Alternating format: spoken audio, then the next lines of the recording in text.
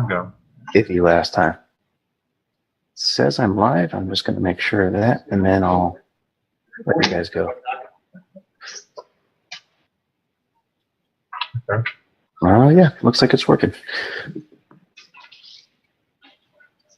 Okay, we're both recording and streaming on YouTube, and so I'm going to disappear, but let me know if you need anything. I'm listening.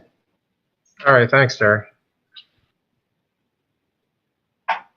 John, are we good? Okay, we're good, Mr. President. We'll call the budget meeting to order. Please stand for the Pledge of Allegiance. I pledge allegiance to the flag of the United States of America, to the republic for which it stands, one nation, under God, indivisible, with liberty and justice for all.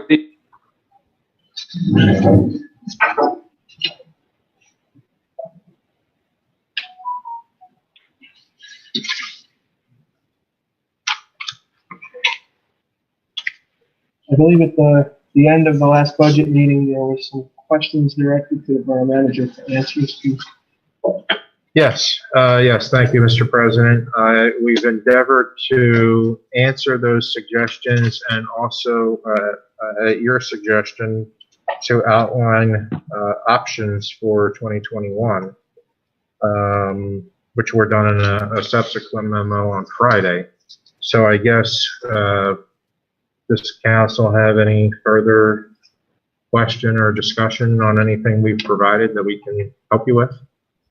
I have questions on some other stuff. I'm sorry? I have questions on some other things. Non-budget items? No, budget. Oh, okay. Well, yeah, just pull your mic down and turn it on. So.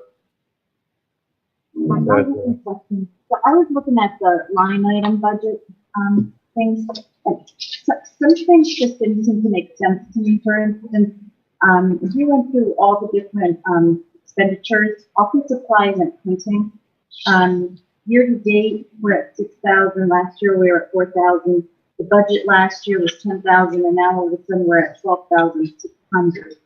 And I saw that across the board, office supplies under police expenditures were way under budget. The budget this year was 2,000, and then for next year it's 5,000. And the same thing with postage expenses. And I'm just wondering why these drastic increases in office supplies. I think adjustments were made based on actual usage from the prior year, and but that's what doesn't make sense. So like for instance, under the police expenditures last year, office supplies are 1,800. The budget was 2,000, and the estimated 2021 budget is 5,000. So you're $3,000 more in office supplies. And if you add all the office supplies against all the different expenditures, it didn't print for me. It comes out to like $10,000. And I'm just wondering why all of a sudden there's a huge increase. Mm-hmm. Are we also putting technology costs in there? Okay. Yeah. Technology has its own separate line item. I saw that. Not all of them. But, yeah. It says police technology expense. Right. That's stuff that the police chief or the police department orders for themselves. So police technology expense would be like body cameras or mobile data terminals in the cars, or I get that, but I saw that even the borough had a separate line item for technology.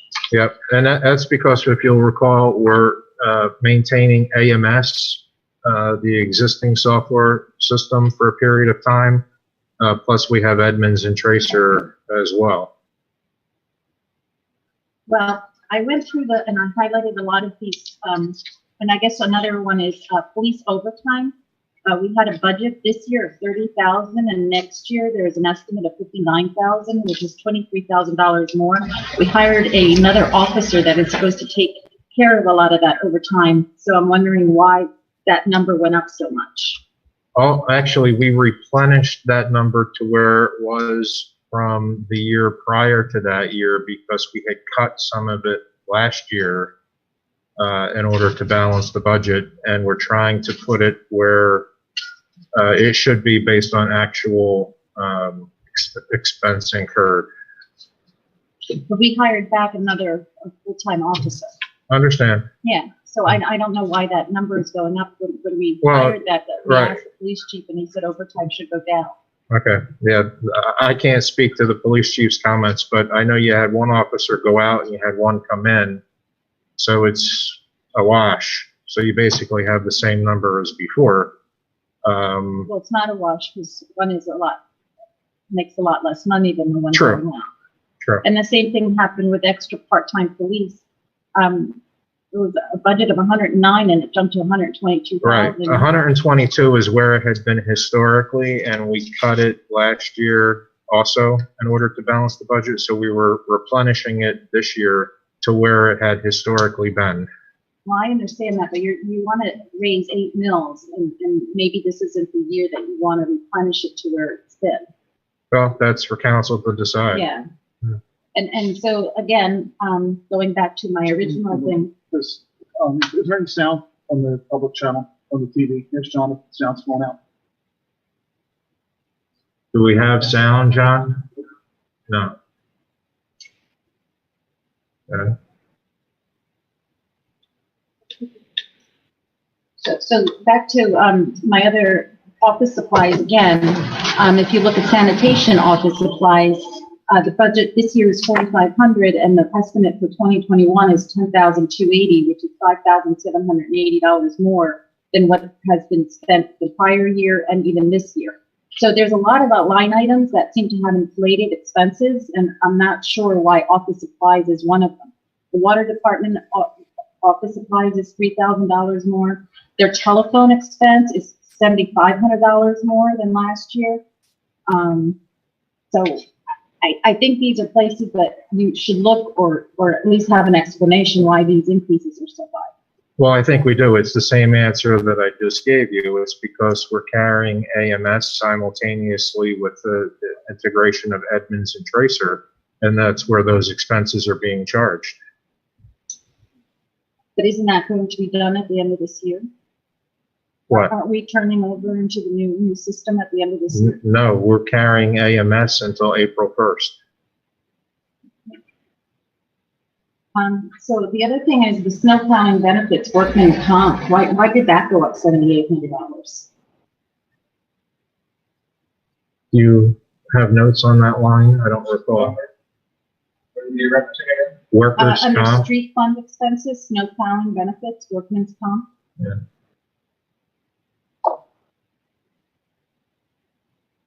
I have snow plowing including materials of $39,000.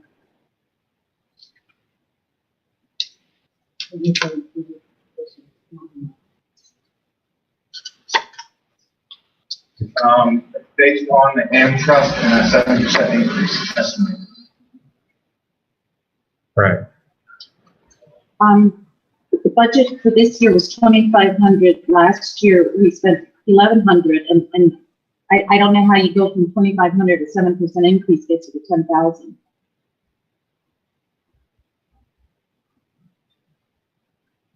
I have to dig into it. I don't have any history right now. Okay. We'll look into it. Okay, I'll leave you all my stuff here. It's highlighted where I have some questions. Like for instance, at the library, heating and lighting. Why would that go from $5,000 to $8,000 next year?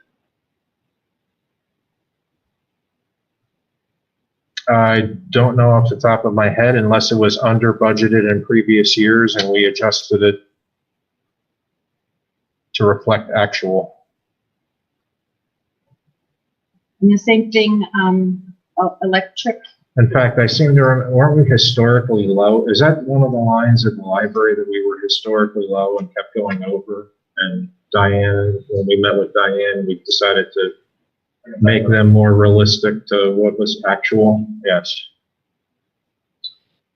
Well, but you were running this year at I mean, heating prices are really low right now.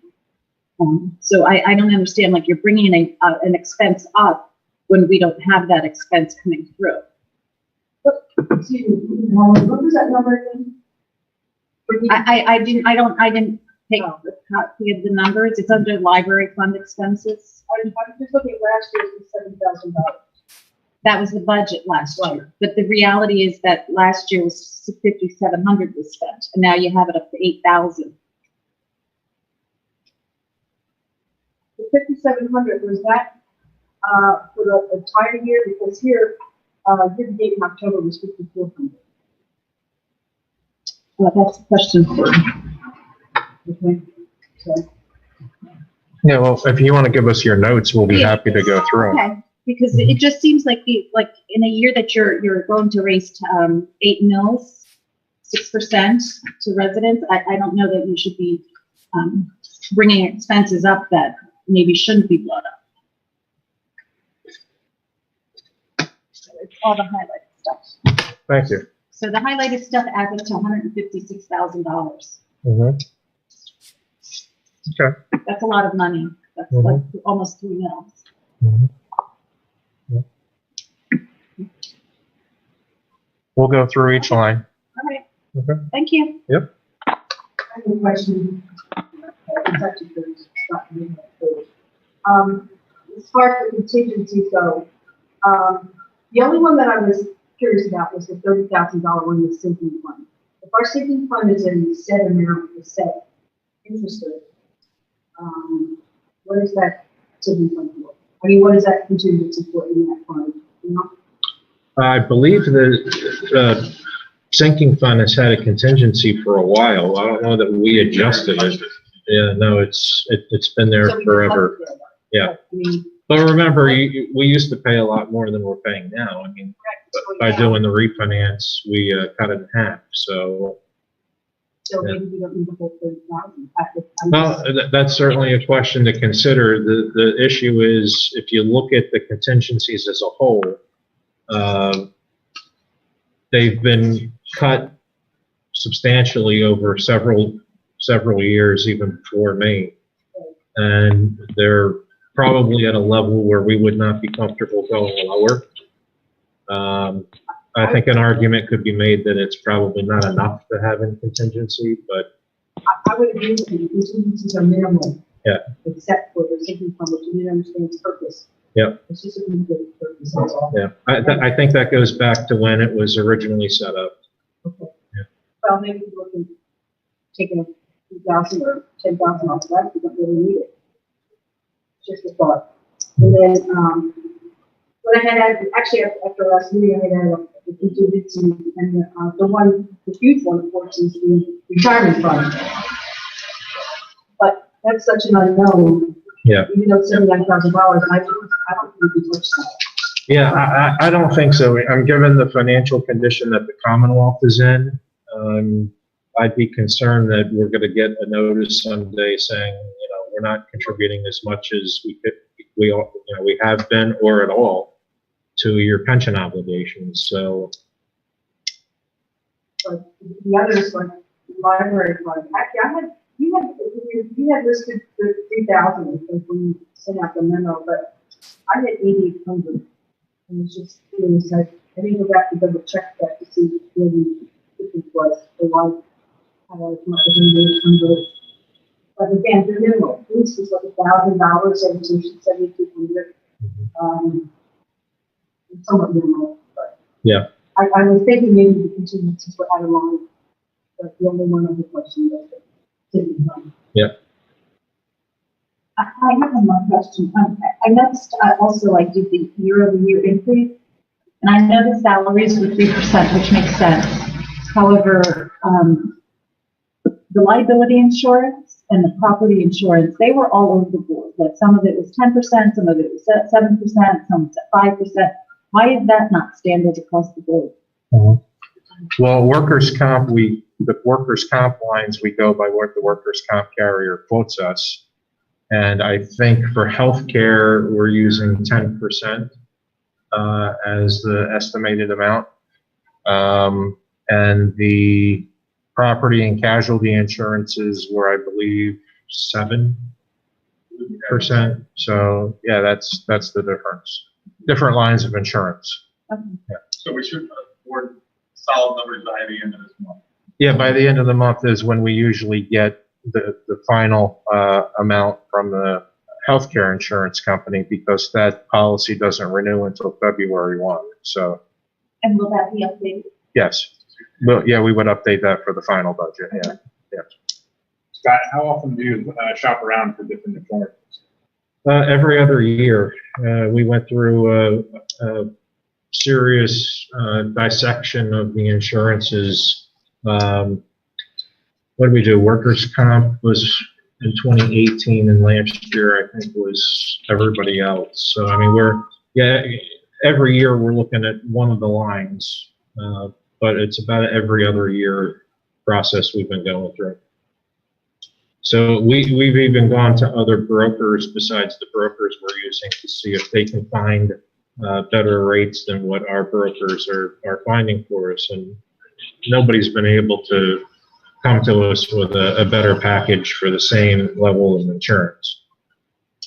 And I'm hesitant to reduce coverages in order to save a little bit of money. I'd rather keep the coverages where they're at.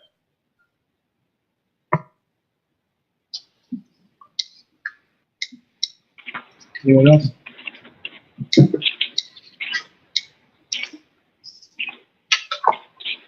Can I just ask John real quick before? Hey, John, did we fix the sound?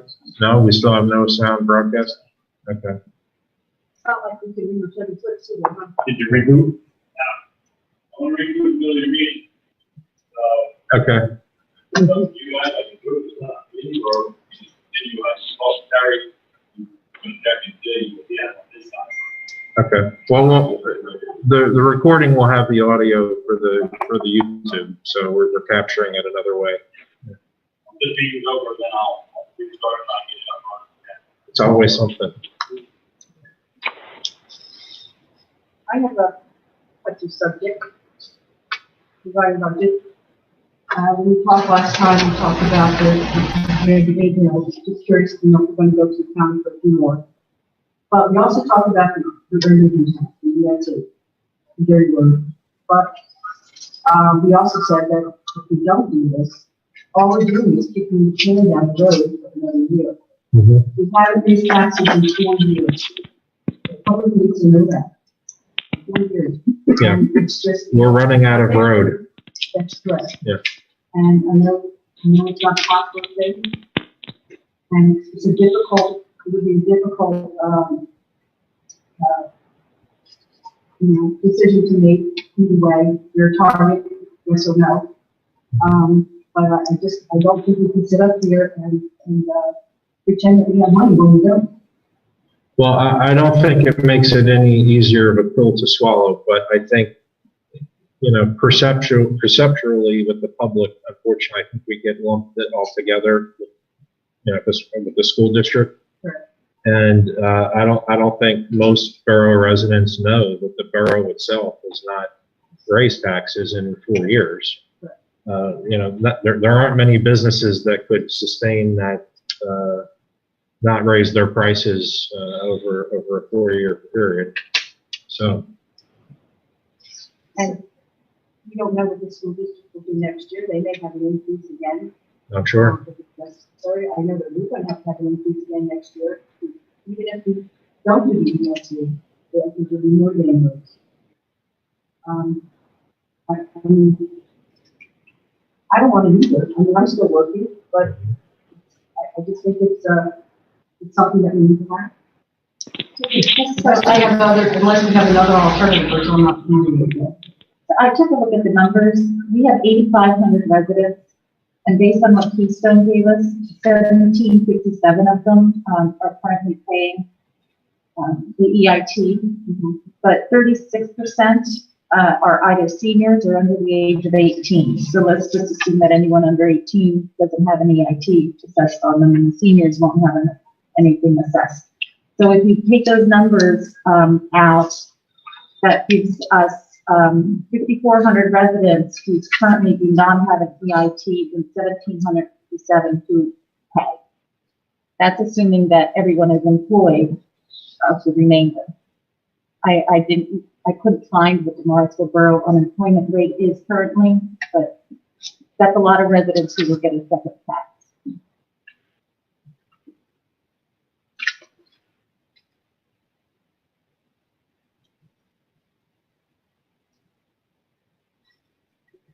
Right before we got from Keystone, it does say, maximum possible revenue if we do 1% would be 1.7 million. And if we do 0.5%, it's 354,000. Now we also talked about increasing the TAN, which we had to spend last year at 70% of our TAN money. Oh, no, we spent all of the I'm TAN. sorry. Yeah, we spent 70-something% of the cap reserve. Yeah, With the capital reserve. cap reserve. Sorry. Yeah. That's all right. So we haven't spent the whole TAN, but we dug into the capital reserve, which is supposed to be for, larger, bigger items that we don't need. I just don't know if there's any more pocketbooks to go to. So, I don't have any other answer. But we need to settle what we're going to do. Are we going to go to the county for those extra bills and then still have the EIT? We're going to do a little bit of a hybrid, or just go all out, raise the taxes. If you take the tax bill and you break it down to see how much of it goes to the borough for other services and the county, it's an extremely inexpensive bill considering what services you get at the county level and the local level. And actually, I think you get good value on both of those. I mean, Yes. I was at the county. The county is not extravagant. They run pretty lean, and we run very lean here. So The county doesn't have access to libraries, parks, sheriff department, other governmental bodies. Yeah. I mean, it's the just prison system. prison system, yes. So I know we're paying for all that, but you still have access to it. Certainly, a tax bill, but just so people can maybe separate and know what you get for your tax dollar. And what's not said, people are still struggling forward. People are still unfamiliar with the difference between the school and the borough. Mm-hmm. And the difference is all about. Do we know why 0.25% was not recommended? Do you know the reasoning behind it? Yes, Keystone Collections Group recommended not enacting mid-year, which I know had come up in a previous conversation, and also to enact only at either 0.5% or 1%. And their recommendations for doing that is because of the consistency in applying it and through various payroll providers and employers. And if you go with off numbers, it causes chaos and mistakes, and it can be troublesome. So, and unfortunately, where the calendar stands is if you're considering the EIT, you really need to make that decision tonight, because we have an obligation to do public notice and hold a public hearing, and you'll have to schedule a special meeting before the end of the month to actually vote on the ordinances to do it, because we're obligated to give notice to the Commonwealth by December 1st, if that's something we're considering doing. And I know nobody has an appetite for it. I mean, I work and I don't pay a local tax either, but we need to remember, it's not just our millage that are affecting the homeowners in town. And it's also what the school district has. And we're, if not the highest property tax in the area, we're very, very close to it. And this budget is, with what we're collecting, we're going to be looking at another increase next year, just to keep the status quo again. We want to put it to a vote tonight, or do we want to not even consider it? Well, with Scott is correct that there's a timeline regarding it. And, I understand advertising and so forth. And then, of course, we have to see the budget, you know, see what the budget looks like and adding those numbers. And then coming at some things to look at as well. But I'll make that motion to start the process. I don't know if anybody second or here to go, but I'd like to make a motion that we consider the EIT in the 2021 budget. We're gonna do that in the regular meeting. Okay. So what happens with the taxes? So it's going up 8 mils currently. Hopefully we can bring that down with some of the elasticity and the expenses. But, so let's assume that, from the Keystone report, the 300,000 that is currently being paid to other municipalities, we get in 2021. Are we going to reduce the mills by that 300,000 or are we still taxing people at 3 mills? I would hope that, yeah, I would hope that would reflect the reduction in our original 8 mil. Well, you can do that. However, we can't determine for certain how much will be collected and how quickly once it's enacted.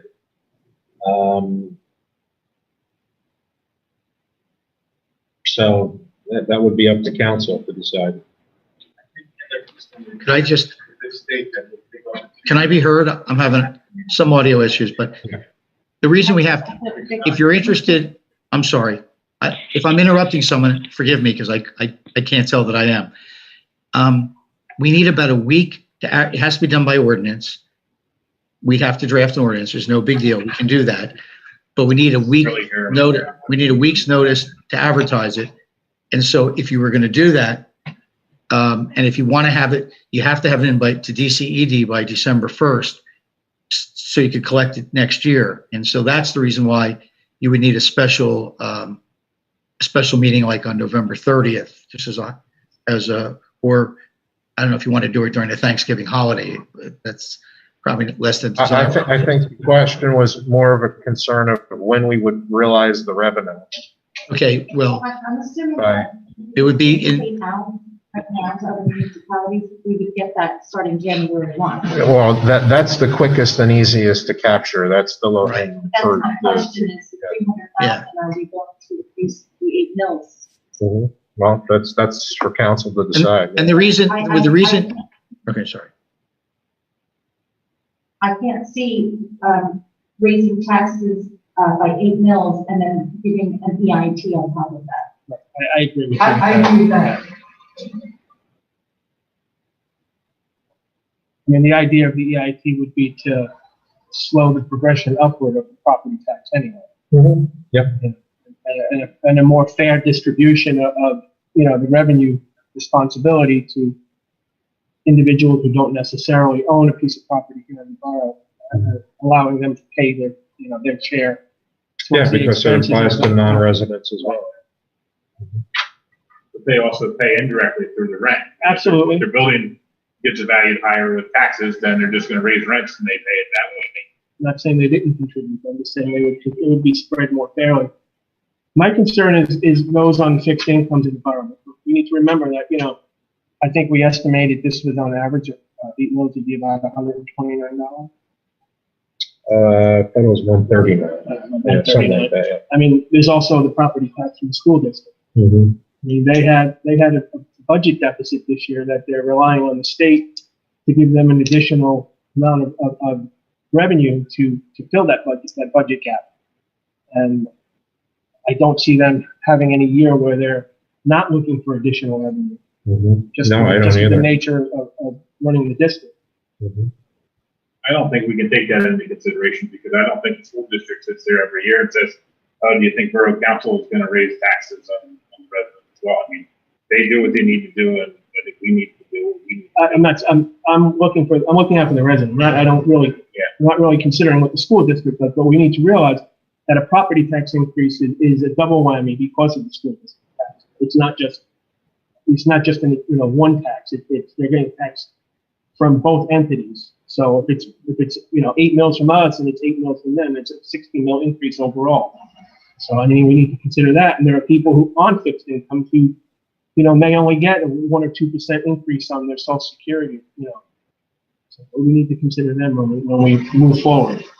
And if the consensus is to just do a property tax increase, I'm all right with that. It's less money out of my pocket. But, I mean, we need to begin to realize that that's not a well that will always be available to us. That there's going to come a time that we're starting to price people out of their homes. Yeah, and the challenge with the EIT is that so many people are already paying it, and it's going to other jurisdictions instead of their home municipality, which you think that would not be the case, but that's the way the legislature did it. Then it does shield seniors and those on fixed or low income. And another, Mr. Manager, another incentive is, and again, I have no position one way or another. Obviously, we have to have a balanced budget. But the more jobs you bring into the borough, as you bring jobs into the borough benefits from that, from people working in our borough, even if they don't live here, from outside. As you bring jobs into the borough, benefit the tax revenue that way. What was that? I couldn't hear. What did he say? Okay. Yeah, I know. I get it. It's a very hard decision. I know the way I think about it too is, yes, you're saving seniors, but at the cost of somebody like myself, between my property taxes and the EIT, my tax amount's going to double. And I'm sure there's going to be a lot of other, working people. I work in Jersey. I don't pay any local tax at all because of the reciprocal tax. I pay 3% local tax, and that's it. Do I want to pay more? I mean, it'll be $800 to $1,000 depending on that particular year. But I mean, I understand it's a hit. But we're kind of late to this game. And what happens when the school wants half of the EIT? With Act 1, they would have to offset. My understanding is they have expressed no interest in it because they would have to offset their property tax, and it's basically a wash because of the Act 1. Well, they say that now, but probably next year or the following year. They would have to offset because of the state law, Act 1. They would have to offset they can't have an EIT and have the same. Right, I understand that, but it's a wash this year, but it doesn't mean there'll be a wash next year or the following year. Yeah, so. Well, unless the law changes, they would have the same problem. They would have to either reduce the state subsidy that they get in order to account for the fact that they're taking the EIT, and it's almost, it's the same difference either way. But what I'm saying is, at some point, maybe an EIT is more beneficial to them, not the state subsidy.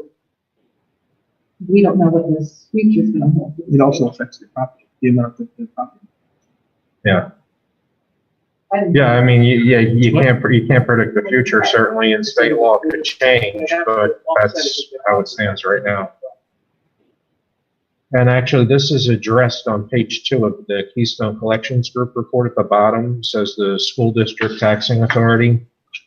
It explains basically what we were just talking about. But that's multi-year. I mean, suppose they implement it and they give us 30 mils back. They give next year, a business moves in and there's 100 new people working, and the revenue goes up by 1% of that 100 people. Do they have to reduce their millage again in that same amount, or do they just keep the additional because they've already reduced their millage by 30 mils when it was implemented? Yeah. I mean, that's something to consider, because if that's the case, then I would think it would be more beneficial for them to do it now, put it in, give the mills back, and then hope that the wages will continue to grow, and that at some point more businesses move in and more residents, and they get more funds. At 0.5% is probably better than a straight millage. When we had our last discussion too, we know what the figures are for 1% or 0.5%, but we had never determined which direction to take. So the 300,000 or close to it is for the 1%, and then half of that. That's still 3 mills. Well, Or should be. actually, if we don't know what it is at 0.5% and 1%, because if you take a look at the data that they sent and you do the math and go backward, it's actually 0.008% that the residents are currently giving to other municipalities. So they probably were very conservative for their own collectibles. Well, plus keep in mind that the 50 municipalities in Bucks County that already do this are at different rates. And some of them who did this a long time ago, very early, it said, bizarre increments that, Right, so some of them are at 0.05, some of them are at 1. So that's how you get to the 297. That's a 0.008. So we're not going to get the 297 if we charge 0.5%. Mhm. And we're going to get just a tad bit more if we charge 11%.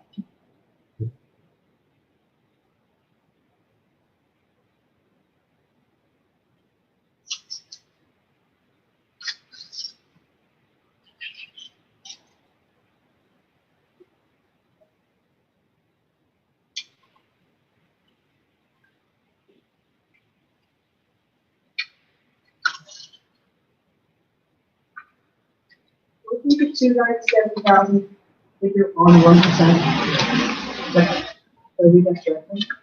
No, that's all the dollars that are collected with all the municipalities that people in Morrisville live, Currently, we're, and it averages out to 0.008.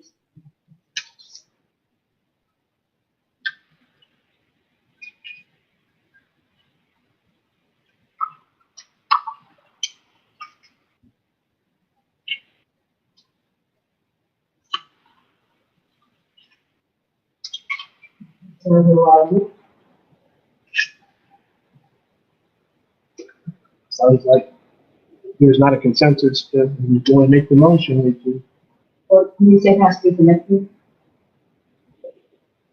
no, at the business meeting. Yeah. Okay. Because we're asking about now. do you want to continue discussion or open to public comment? Or? Yeah, I think we got some items we need to address. And come back to us. Not in this meeting. No, later. Yeah. So, all right, we're gonna go to public comment. James Berger?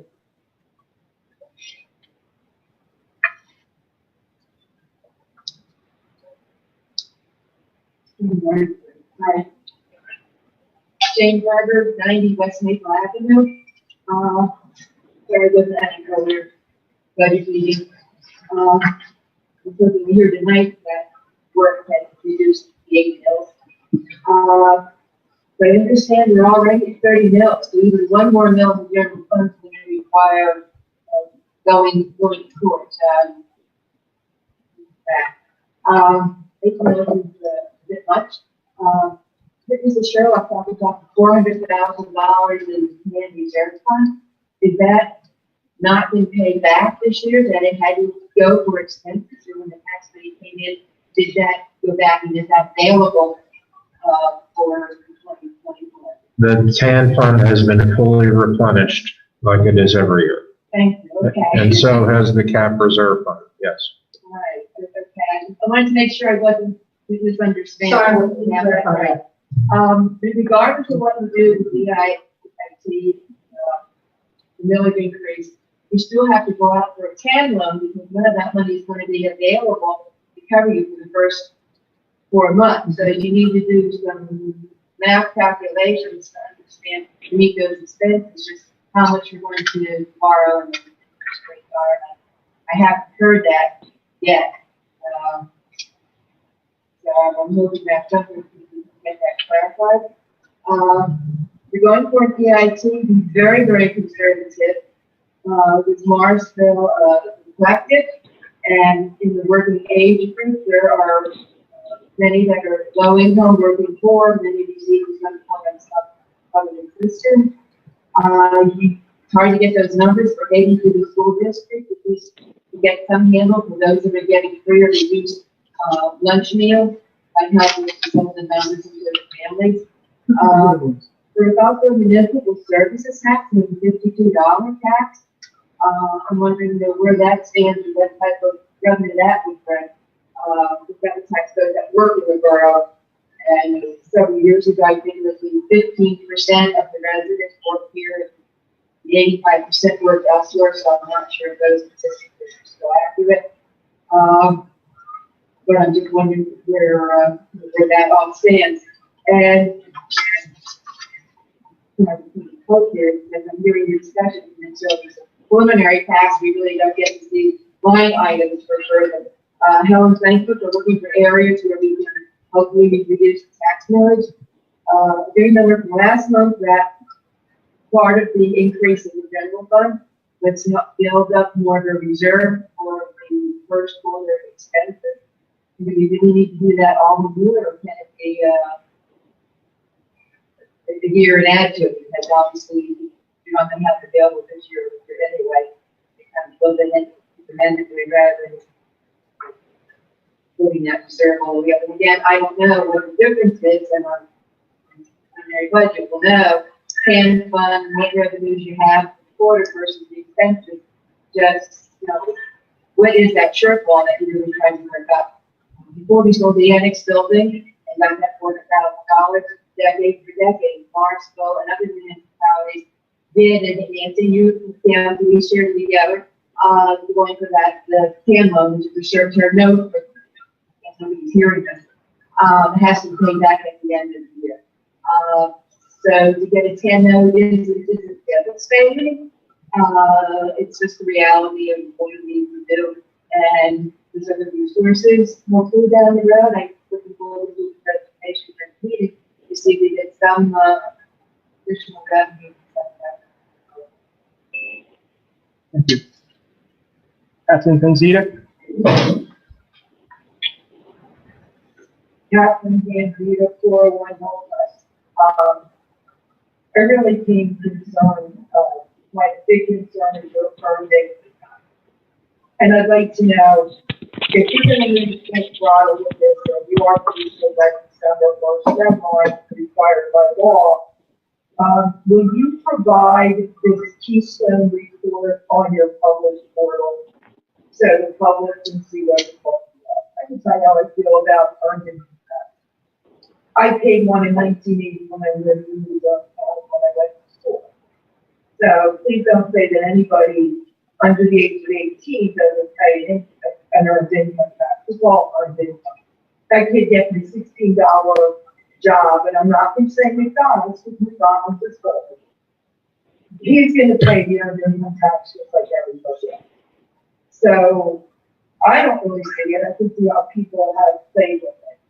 People in our community feel that it's very unfair. Yes, prior earned income taxes had a problem with being collected because Keystone and these other organizations did not have the computer systems to go after. A lot of people only had an earned income tax in it, did not pay it. I, because of my profession, ended up having to pay it, but they got away with it. And that put a very bad taste in a lot of people's mouth when they were doing it. Like I said, I was a 17-year-old kid going to college, and I ended up paying it. So I'm used to seeing where it is. I also see how people are going to play with that. Their marshal homes now going to become their secondary home.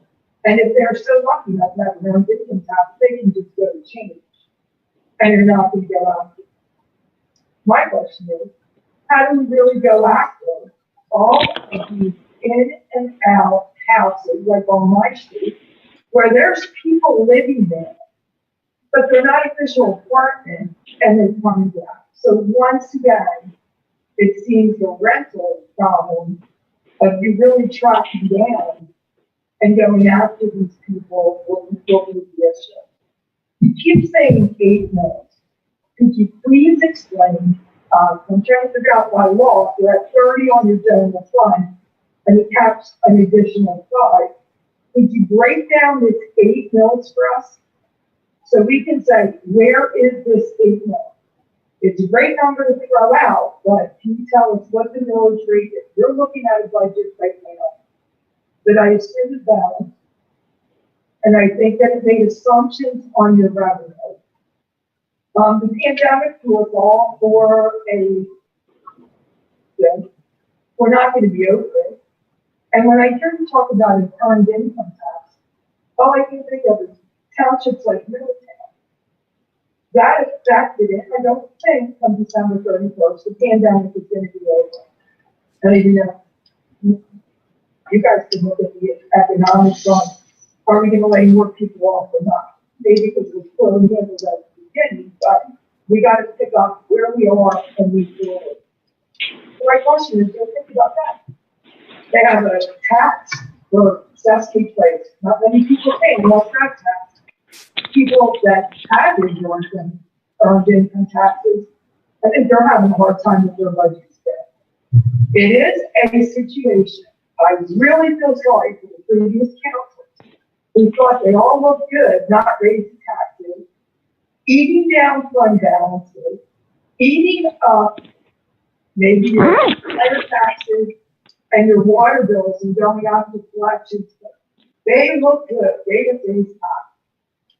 Well, they were pretty darn stupid in my opinion. And if you think you're going to look like the bad guy, yeah, too bad when you inherited it. And I'm so happy that you at least had a budget meeting. I wish you would have seen more of it as a presentation on how you came up with this proposed budget that we have yet to see. I would really like to see your financial director, maybe your borough manager, come in and say, these are the assumptions we made this budget on. So we have to have hell and ask about the percentages in this one and that one. That's pretty pathetic. And I will cite it. We have these people, they should have this presentation, and they should be able to answer every question now.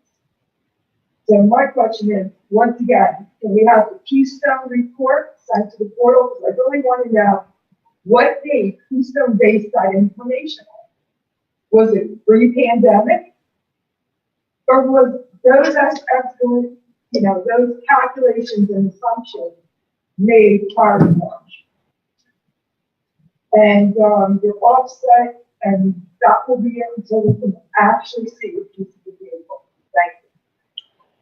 Thank you. Thank you. All right, that's the end of public comment. Nobody else has anything to add. We'll adjourn this so they can reset the sound system. Yeah. We can't do it. Sorry, my mic is on. Before we adjourn, can we not just simply, our first page, the village funds, just say what the increase was from last year this year? I'm sorry, what? I don't have that. We have, on the front page of our budget, Yeah, you showed the village funds, the Yes. increases from last year this year. That the current budget is 1.5 for street fund. The Yes. projected budget is now 3 mils. yes. So, to answer to your question, and recreation fund was 3.65, it's now 4.5. Oh, the answer to the question is that the general fund is 4 mils and the other 4.15 mils are spread over the various dedicated millage funds. Right. And like street lighting is up 0.8 mils. So these are the slight increases that gets us to that. The library is up 0.1, or 1.0. Recreation fund is 0.85. 0.85, yes. Street fund 1.5, as we said. And then put the general before. So that's how that's made.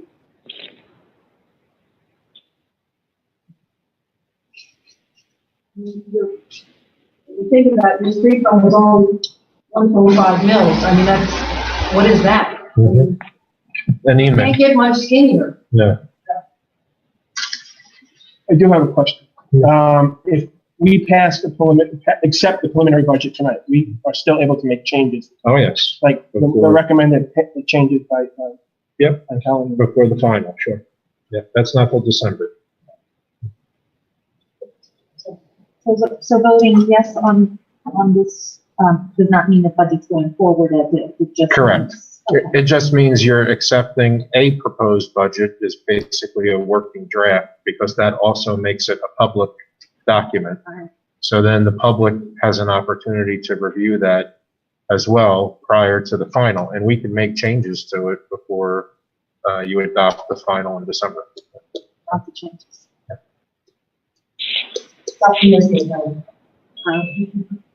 Trying to be. Is it all right if we adjourn? Everyone done? I'll make a motion to continue. Second. Motion passes. John, you're going to try to reset for 7. Do we think we'll have audio? Well, the test on Friday went perfectly.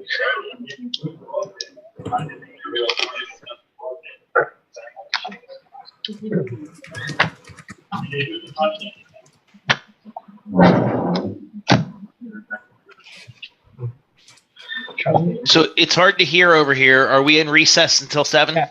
Yes, Okay, we are. Thank you. Oh, sorry, lost the audio. Yes, we are recessed until 7 o'clock, or a few minutes before.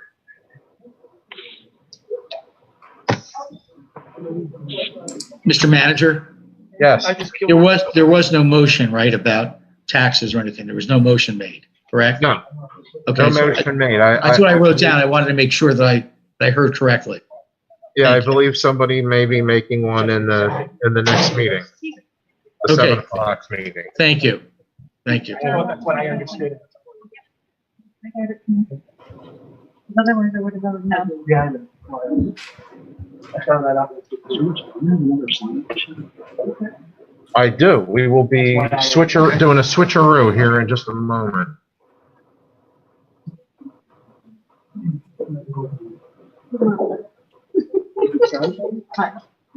I just smell. Yeah, I know.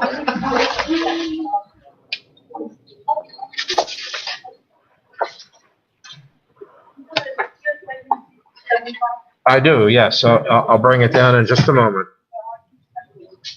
Oh, that's all right. I'm coming down anyway. I have to go check on Dawn.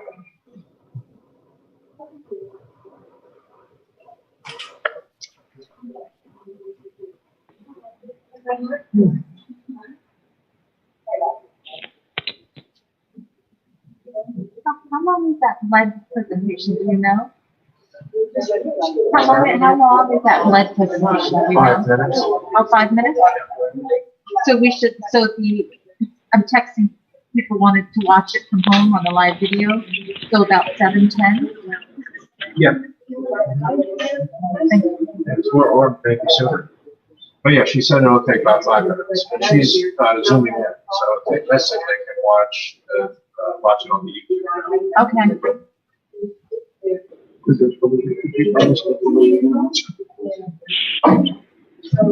One of them's up here.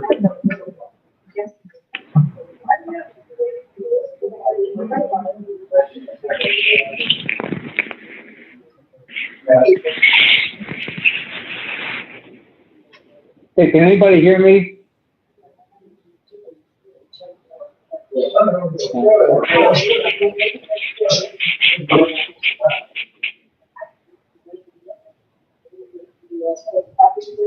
Yeah.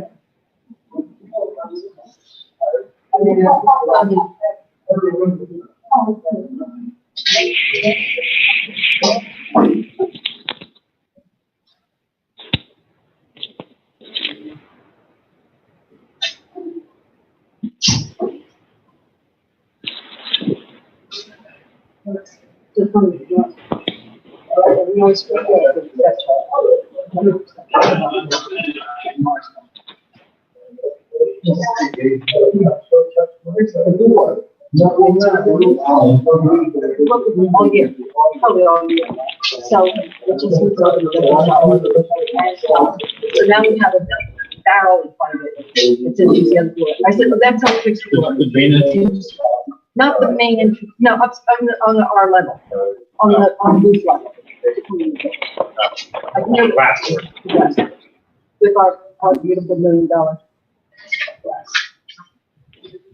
Yeah, is it possible to take that down or is it elsewhere? Oh, glass. Yeah. Either way, French glass or whatever it is. France. Where was, oh, no, wait a minute, that was the tar. I'm sorry. That was when they repaid, this is like years ago, before, I think, before they put the wall in, there was so much, the movie, really. And they got this special. I wasn't implying that people would repeat. I know. There's no way to figure out like how many are 17 in work, so I just took them out. That's all I did. I know you were coming with your number, but I wasn't, I was like, I received I made no seniors at work. Yeah. Because otherwise you're not going to be able to figure out like how many I think people. God only wanted that. So, I was just trying to get like two-thirds. You might as well.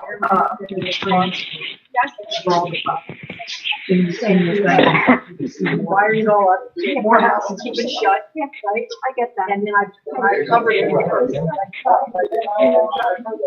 So then the other night, somebody had a wire down, and now we have a plastic bag that they tie. The bag, stretching, so it doesn't shut the door.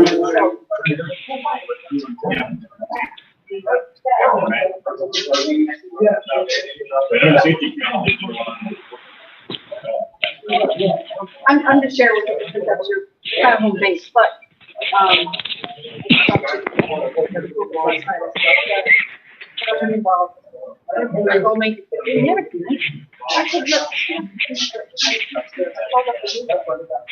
and they said, oh, I'm sorry, but the main got the I said, they're cleaning the booth. I mean, they don't clean the booth.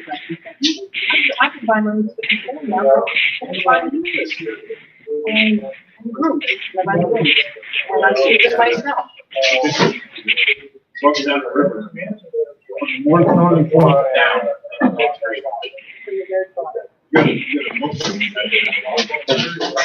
Building. Get down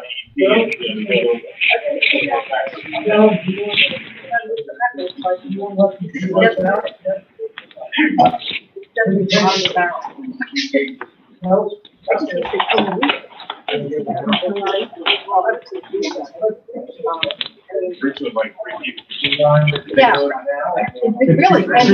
and there's two blowers going. he's not, I mean, But he's just honestly, one of those people that has like, he's one that's just very energetic. yeah. But, he would actually not.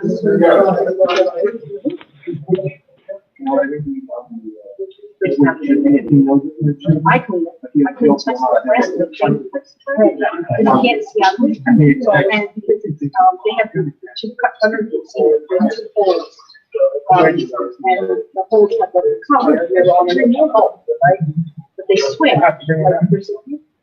Trying to tighten it up so it stays in the edge. The concrete swings, so it's trapped in the so you get teeth over there. And then you open it up. There's a late work. All the reasons for the just my job is, you know, it's supposed to be mine. And I would take the building down and look, so just let it go there. Well, I tried to get them to this because of 4 or 5 years ago. I said,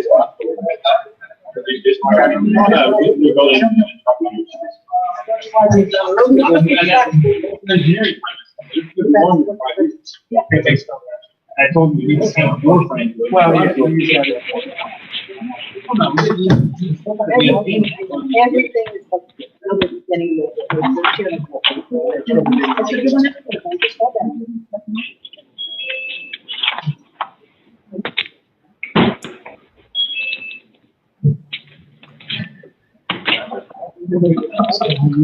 Could you tell? Yes, yes. Really?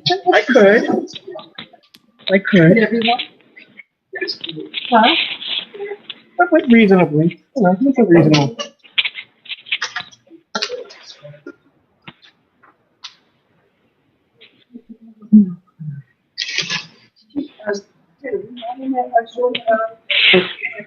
After the meeting. It's probably for something else. I just heard. Yeah, he said that.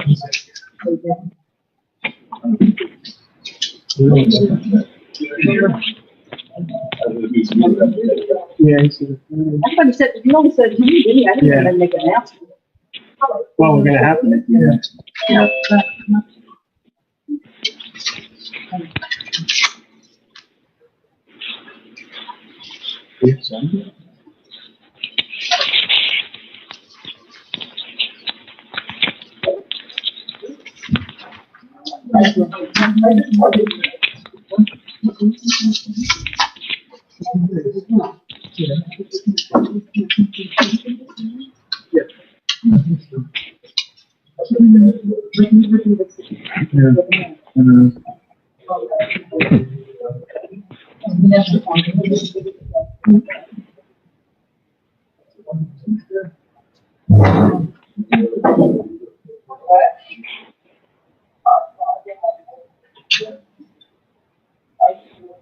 We're letting a couple more people in.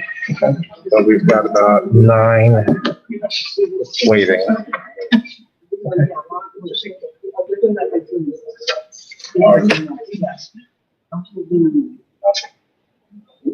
little bit. Are we good? You're saying? If I can just say a couple things. If you're here to speak on a specific issue and wish to leave, there are people waiting outside who aren't able to get in. So it'd be nice if we could try to accommodate everybody. If you need to use the facilities, main floor downstairs. If you're in the same household, you can sit together. If you're not, please sit apart. People are outside. About 8 or 9. Well, she's sending a couple more up, but yeah. I'm going to call to order the Borough of Morrisville regular council meeting for Monday, November 16th. Will we please rise for a moment of silence and the pledge of allegiance?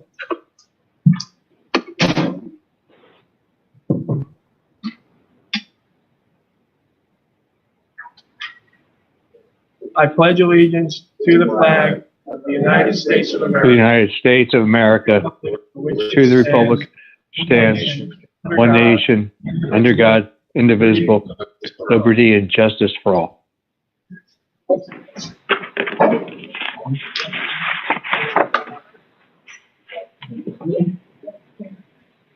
Mr. Mitchell, can we have a roll call, please? Virginia? Mayor Ravella? Councilman Bowers? Here. Councilwoman Halaho? Here. Councilman Ted Parker? Here. Councilman Paul? Here. Councilman Robinson? Here. Councilwoman Sherlock? Here. Councilman Yeager? Here. And our borough solicitor is with us? He is. Randy, correct? Scott Hobart and Randy Flager are both here. Yes, we're both here. Thank you. You're welcome. Okay, we're going to move on to item 4, which is announcements and presentations. 4A is the Bucks County Department of Housing and Community Development Lead Poisoning Remediation Grant Program. Yes, for the folks on Zoom, the slides and documents, as well as tonight's agenda, are available at the bottom. If you go into the, I believe it's the chat option, you can find all the documents related to the meeting. For anybody watching or who's in the room, this is on live streaming to YouTube, but we also have the documents posted on the public portal page on the borough's website. But yes, we do have Ms. Marseglia here with us tonight to talk about lead and the grant program. Yes. So I'm Katie Marseglia, and I'm the project administrator for the Department of Housing and Community Development's new lead-based paint hazard reduction grant here in Bucks County. So I'll talk to you just a little bit about lead. Tonight, lead poisoning is the #1 environmental threat to children in the U.S. The CDC has determined that there's no safe blood lead level in children. Lead poisoning is a significant and particular threat to Morrisville children due to the borough's aging housing stock. If your home was built before 1978, there's a good chance it has lead-based paint. In 1978, lead-based paint was banned by the federal government.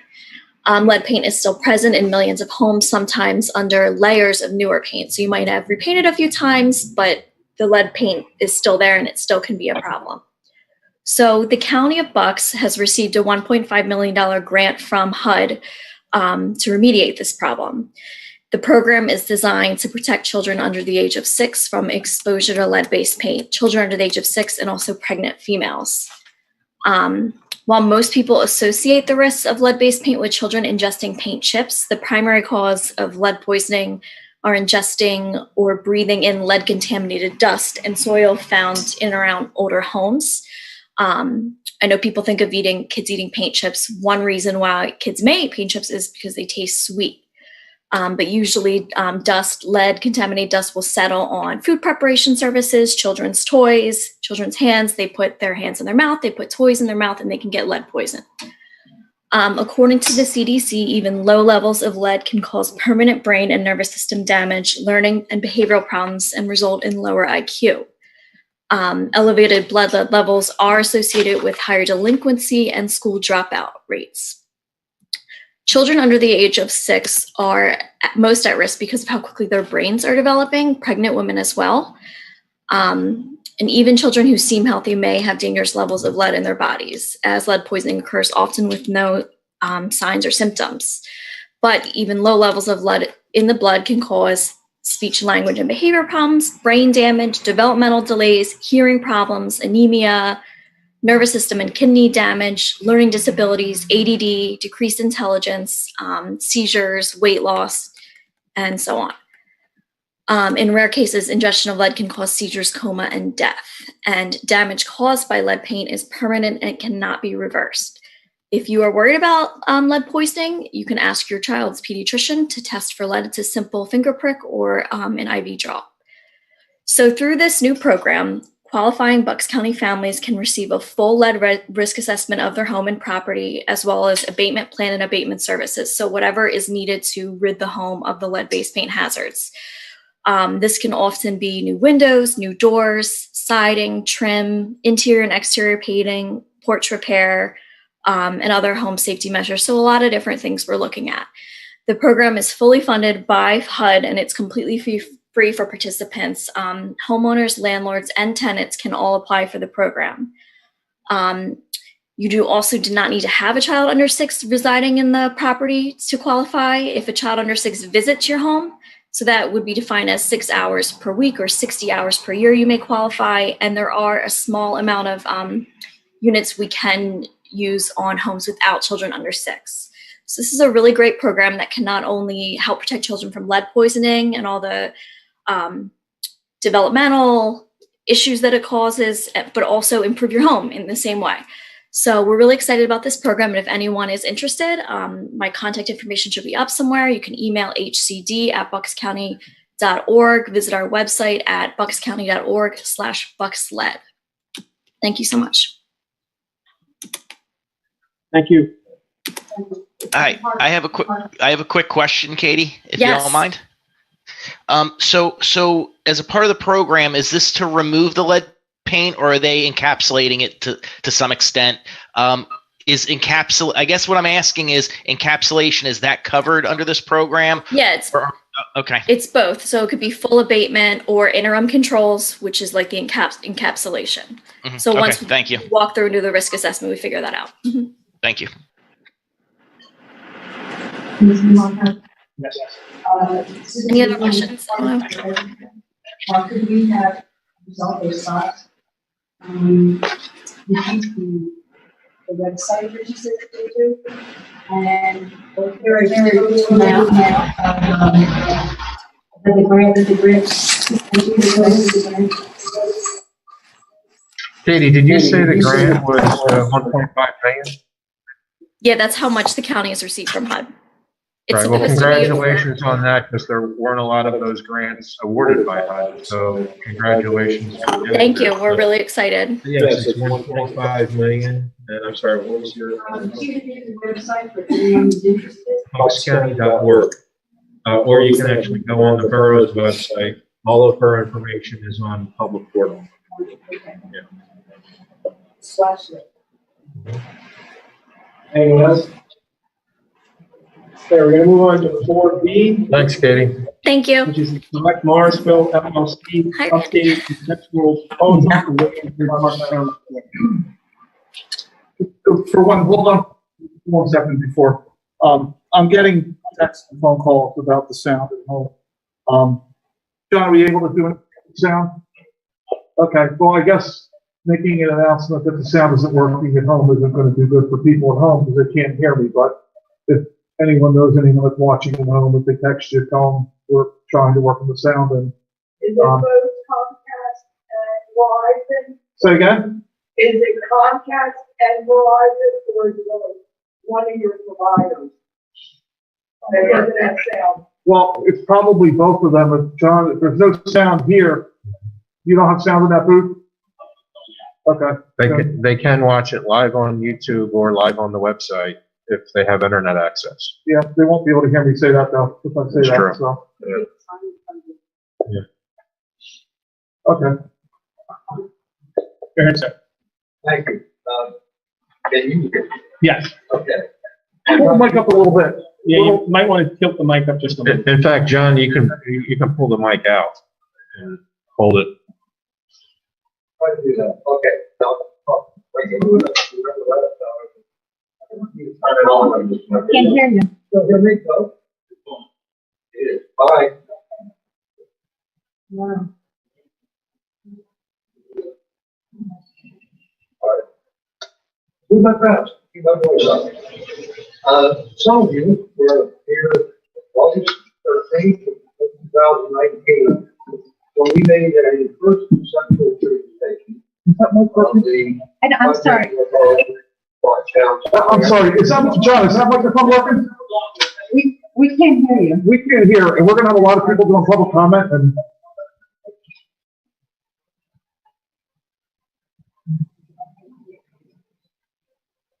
I can tell you the faster.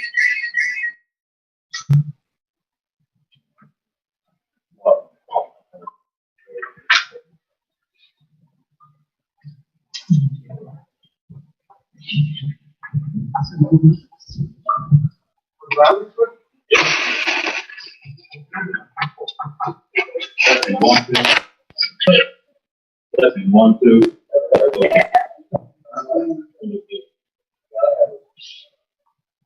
Start over again here. We made a presentation to our myself, along with several of our project team back in August of 2019.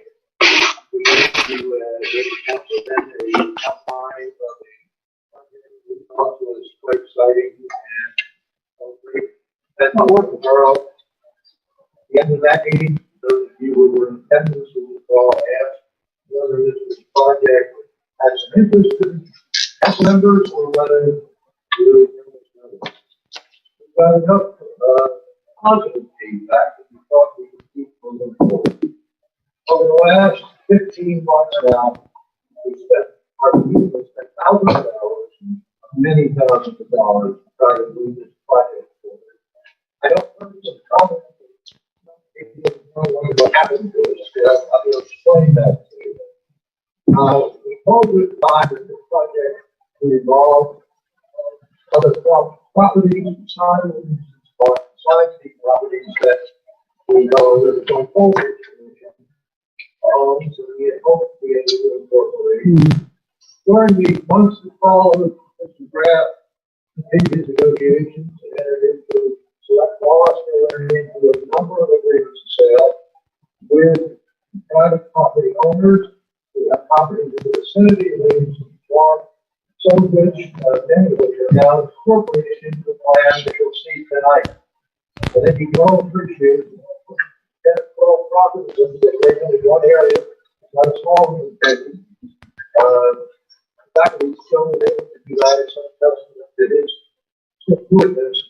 Also, I think the enthusiasm of the people who own these properties, and it's all the plans, they make their properties tempting to do. We have a lot of properties along Bridge Street now, divided by one central, we get those basically it's the block, which is supposed to be that block.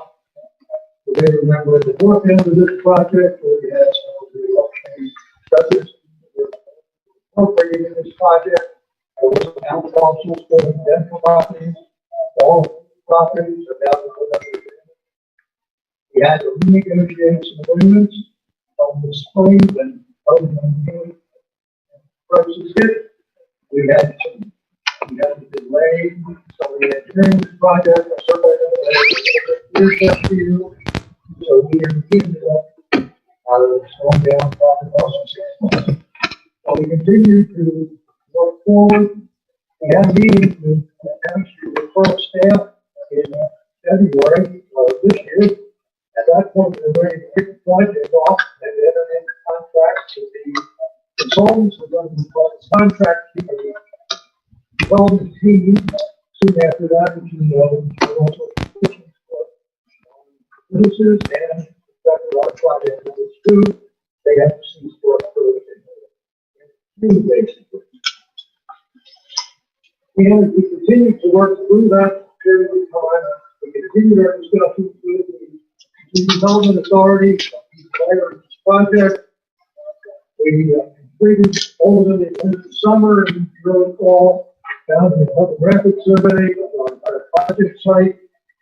We also listened to the questions and concerns and comments from council and public at that August meeting, as a result of which the plan, the concept plan that we're going to show you today continues to evolve from the plan that you saw back in August 2019. For example, we heard comments that a number of people were concerned about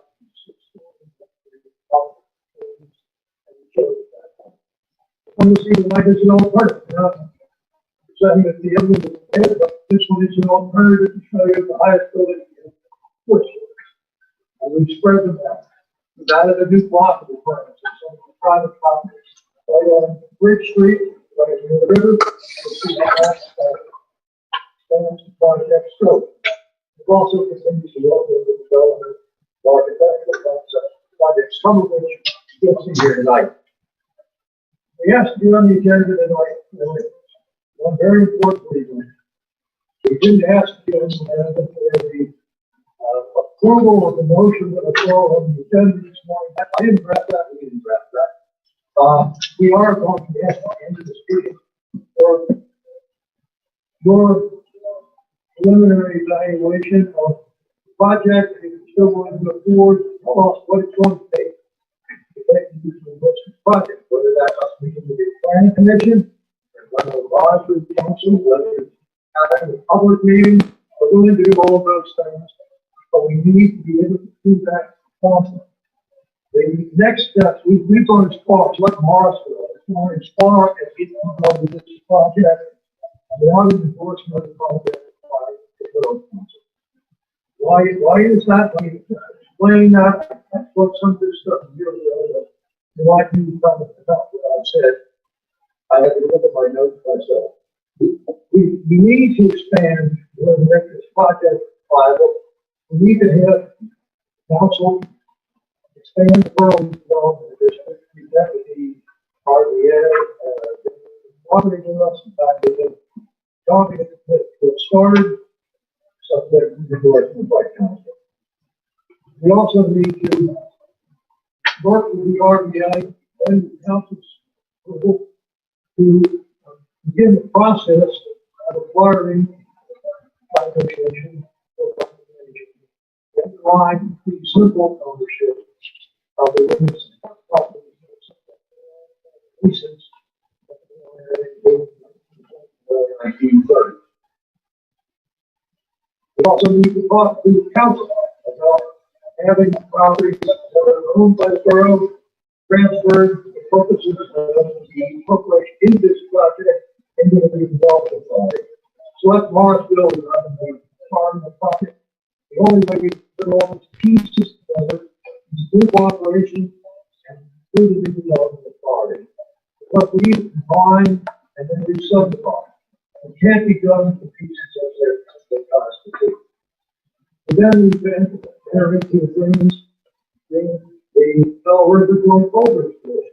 All the commissions get the votes. When we're going with the project, they're waiting to see whether Morrisville is going to if they are,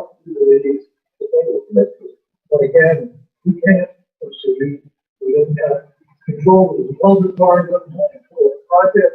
We can't address the plan on the street, so we know what properties are incorporated. So, I would say that in any big project, I've been involved in 48 years I've been practicing law, any big project like this, necessarily a partnership between the developer and the municipality in which they supposed to develop. All the new projects are the projects of both joint cooperation, sharing the vision, and moving forward cooperatively. If there's reluctance, we all know that when they try to come in and force their way through, it never worked out for them. Anyway, hopefully, and it's not usually in fact this project that developed or the municipality. So we want to hopefully have you enter into that project with us enthusiastically and as our partner. You have to do money. So money, so Morrisville money. So your enthusiastic support, comment, and your vision, because you know these towns obviously better than any member of our team. We put together a project team here, and I think probably fine-tuned a good seat angle. The consultants select Morrisville selected all who have years of experience in the field for which they've been selected to participate in this project.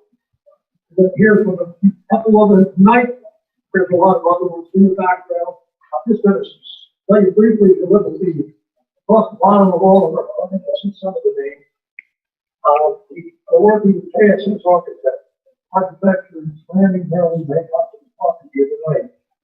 Minimum loss of architects, their specialty is design. And planning, your funds, like, going to the street, talking tonight. Before the wells of health, planning, landscape architecture, they'll be participating along with the architects and development of the landscape elements, the plan, to help us put this presentation together. Staff will associate Peter Smith, who will be tonight. They put together the architecture for the preliminary architecture. This is fun. For the commercial elements of this project. Behind the scenes, we have traffic planning and design, well-known traffic engineers firms in New Jersey. Those folks have already done a significant amount of background traffic work. So at Morrisville and the contractors in March, they did all of the background that's necessary, all of the scoping applications.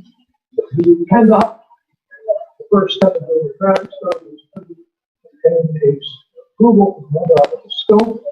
That was a major undertaking in this project. That was submitted approximately a month ago. And again, once we know we have the project and support from council, that study will be moving forward.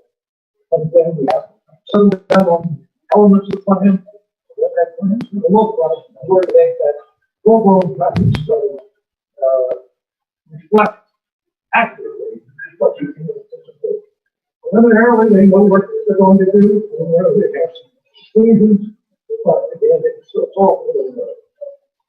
In addition to that, earth engineering is the training to do the geological services. First of all, there's a state environmental study of properties that are involved here.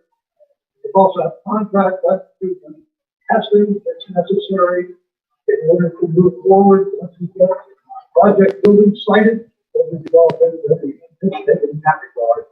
Also behind the scenes, we have Eric Hutzel, who is an expert in putting together fiscal impact studies.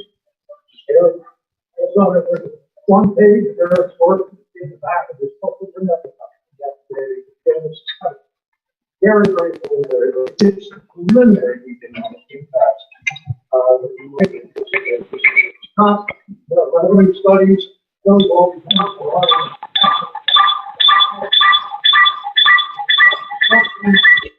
have to be made to make that a study, something that outcomes of the and as far as actual knowledge and sense impact.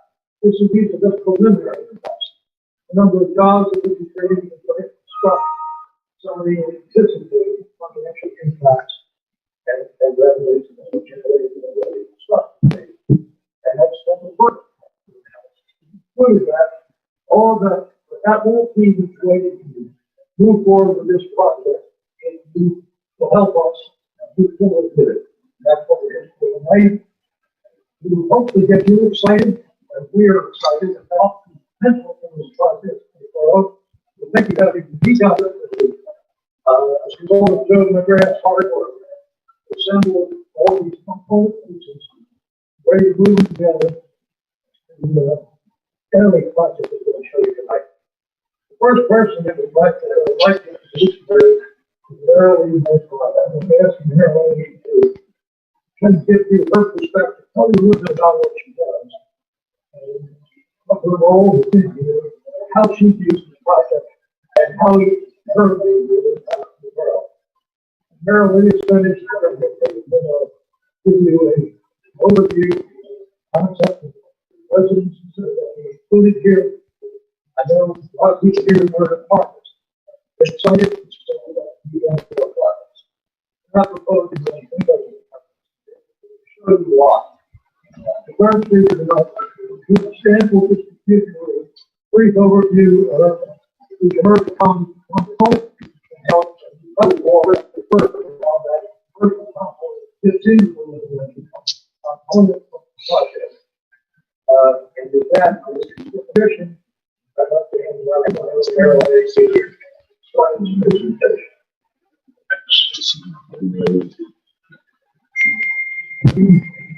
Hey, John, since you're kind of segmenting up there, so how about this mic, see if this one works better for you.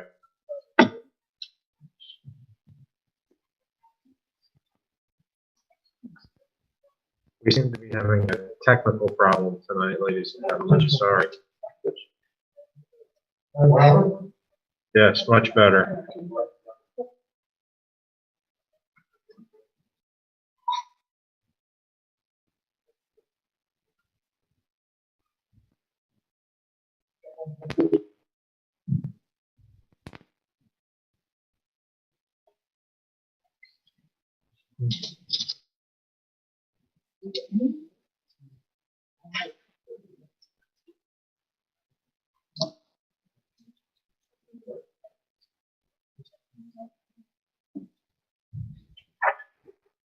Oh, no, I don't think that's what I think that's the road.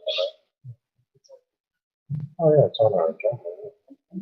Yeah, we're just going to postpone it to December or even January.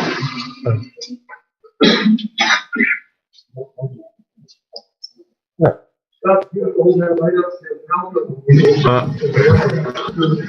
I would, but why don't you do a sound check? Just hold it up, and because it sounded much better than the one John was using.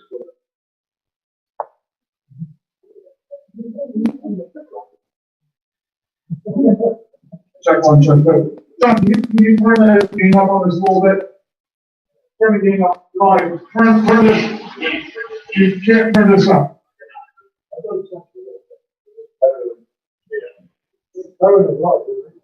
one, check two. It's definitely better. Twice as better. Yeah. Something has to be done about people. Yes, I know.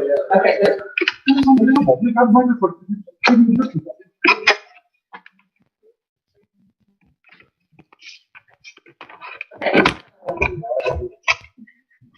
So, I'm fairly new to this project. I've been brought in to give a fresh perspective and allow the team to create and achieve the vision for the community. So I'm really here to kind of look at this. So, a little bit about me. I'm the managing partner for KSF Architects. We are an 85-person firm. We have offices in Princeton, Philadelphia, and New York. We specialize in learning, commerce, and community work. And 75% of our work is for developers. And many of those developers are actually social impact developers. I am actually born and brought up in the Lehigh Valley, Williamson, Pennsylvania. I'm a Penn Stater, and I began my career on the corner of Mayfield Road and Big Oak Road. I lived there for many years. I love the little dime here in Morrisville. I went there many times. I have 30 years of experience. I'm an architect and a planner. My specialty is community engagement and building neighborhoods. I have served over the last 15 to 20 years as the chair of my town zoning board. I live in Cranberry, New Jersey, which is a little 4,000 person town in central New Jersey. And so I understand what it's like to protect community and community access. And so I really feel for everyone in the room. I know what you're going through right now. As far as this project goes, I've just gotten to know Joe over the past few months. And I've said I've worked with a lot of developers, and I apologize to all the developers in the room, but usually they're all about the bottom line. And I think, sorry, without the offense, I think in the case of Joe, I think we're really fortunate because it's not about bottom line. He's about the vision, and he's about this community. And you can tell based on people and the goals we teach have been worn through meeting with people and really trying to find out what the community is for. The other asset with Joe is his experience in building downtown, especially the retail piece. His entire career was focused on retail, and he has studied towns from Florida up to Long Island, Massachusetts. What makes good downtown? What makes the right mix of retail? Usually in our developments, we have to hire a consultant for that, and most of the time they're off base. And if you don't get the retail mix correct, the development sometimes doesn't succeed. So I think having that sort of integral to the team is a huge asset for the development as well as the Morrisville and the 3x3 region. So I want to talk a little bit about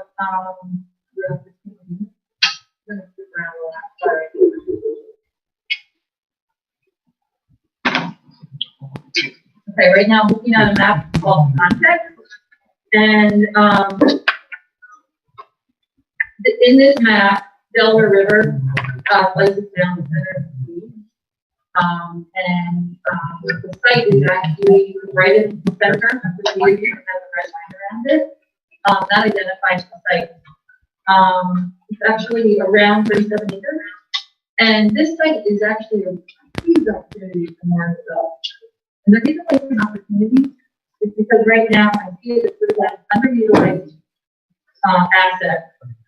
And my impression coming here, I've been here maybe this recently, it feels a little forgotten, and I fear that if it's left unattended, it will continue to decline. Site and sort of surrounding areas now. But that is what gives you the potential, and I'll describe what the potential is of this property. So first of all, it's a large parcel. That's really great to have such a large parcel. You're building neighborhoods, and you're trying to make impact in town, you're trying to sort of revitalize the entire town. Having this large parcel is an amazing opportunity for the town. Right on the Delaware, oh my gosh, it's amazing. The view from the levee, access to nature, and footpaths that are around the site, huge potential. Between two bridges, the Calhoun and the Trenton Lakes, connecting Pennsylvania and New Jersey, huge potential there. And when you think about it, it's actually a central location between two major cities, New York and Philadelphia. So the access to 1, 295, 95, you can pop over to the Hamilton station and be in New York for 54 minutes. You get down to Philly, Conceptual, in probably less than 45, I would say. So huge potential there in terms of, and a little bit of a hidden gem. Morrisville is really a little bit of a hidden gem. And then last, the park itself. And the fact that this is an amazing opportunity for your town. It's a beautiful park already. How can we actually spruce it up and be even more exciting and vital for the town? So I think that this development we're thinking about It'd be a huge financial driver for Morrisville, providing unique financial opportunities, jobs, opportunities to put desirable housing, increasing property values, not just sort of adjacent to the site, but I think the entire town as a whole. You've never heard the term, the rising tide floats all ships. I think that's fine. Elevating the businesses that are already here. I think, when you do something like this, you not only elevate the one property, but you also elevate everyone around it. And then enhancing the public amenities that are already here. These are all things that I think this development can help you achieve.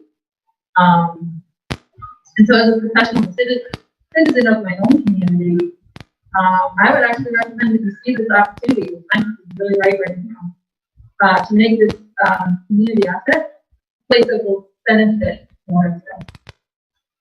So, this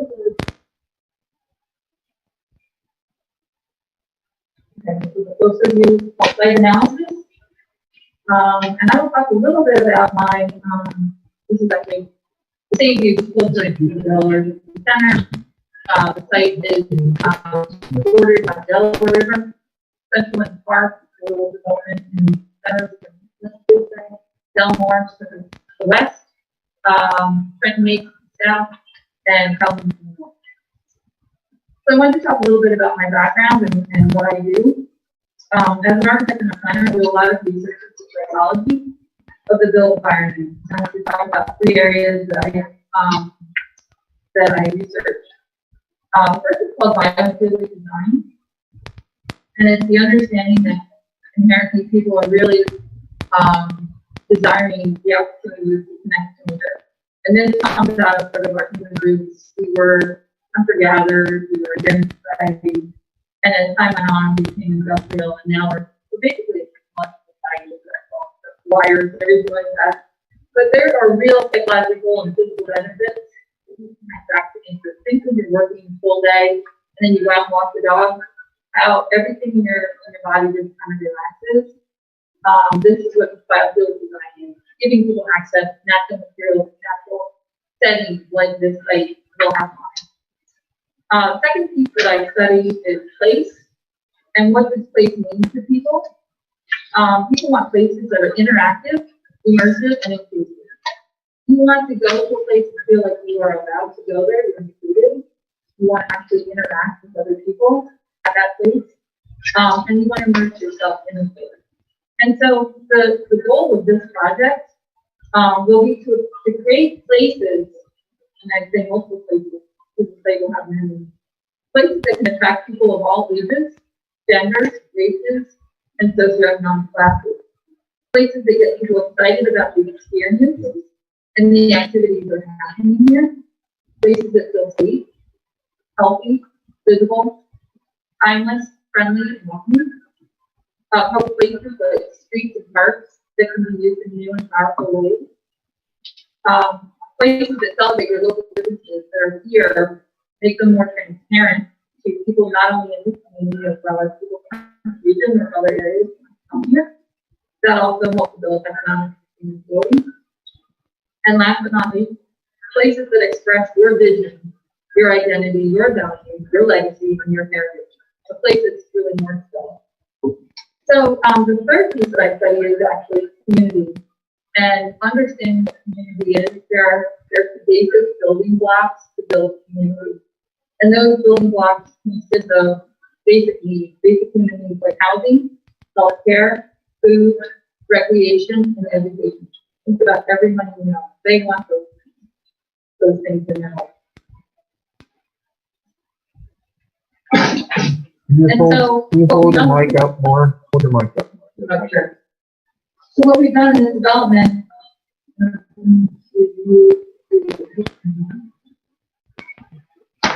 is we have designed a development that takes on this building blocks of the community idea and really builds a mix of uses to build a live, work, play development.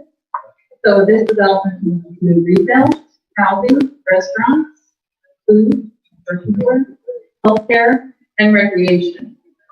And so in order to really figure out how to engage Morrisville town in this development. We really have to understand first the mix of uses. That's where Joe comes in. Really understanding how the mix of uses come together and feed each other. We really want the housing to be the retail to be the park to be the housing, to symbiotic relationship. But then also, how do those uses relate to Morrisville? How do they relate to the region? How do they relate to the state? And this become a destination for what we do. So the right mix of uses.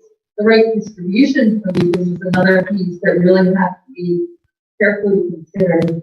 And in this development, we want to make sure that that distribution provides access for people in town to explore and to experience the neighborhood.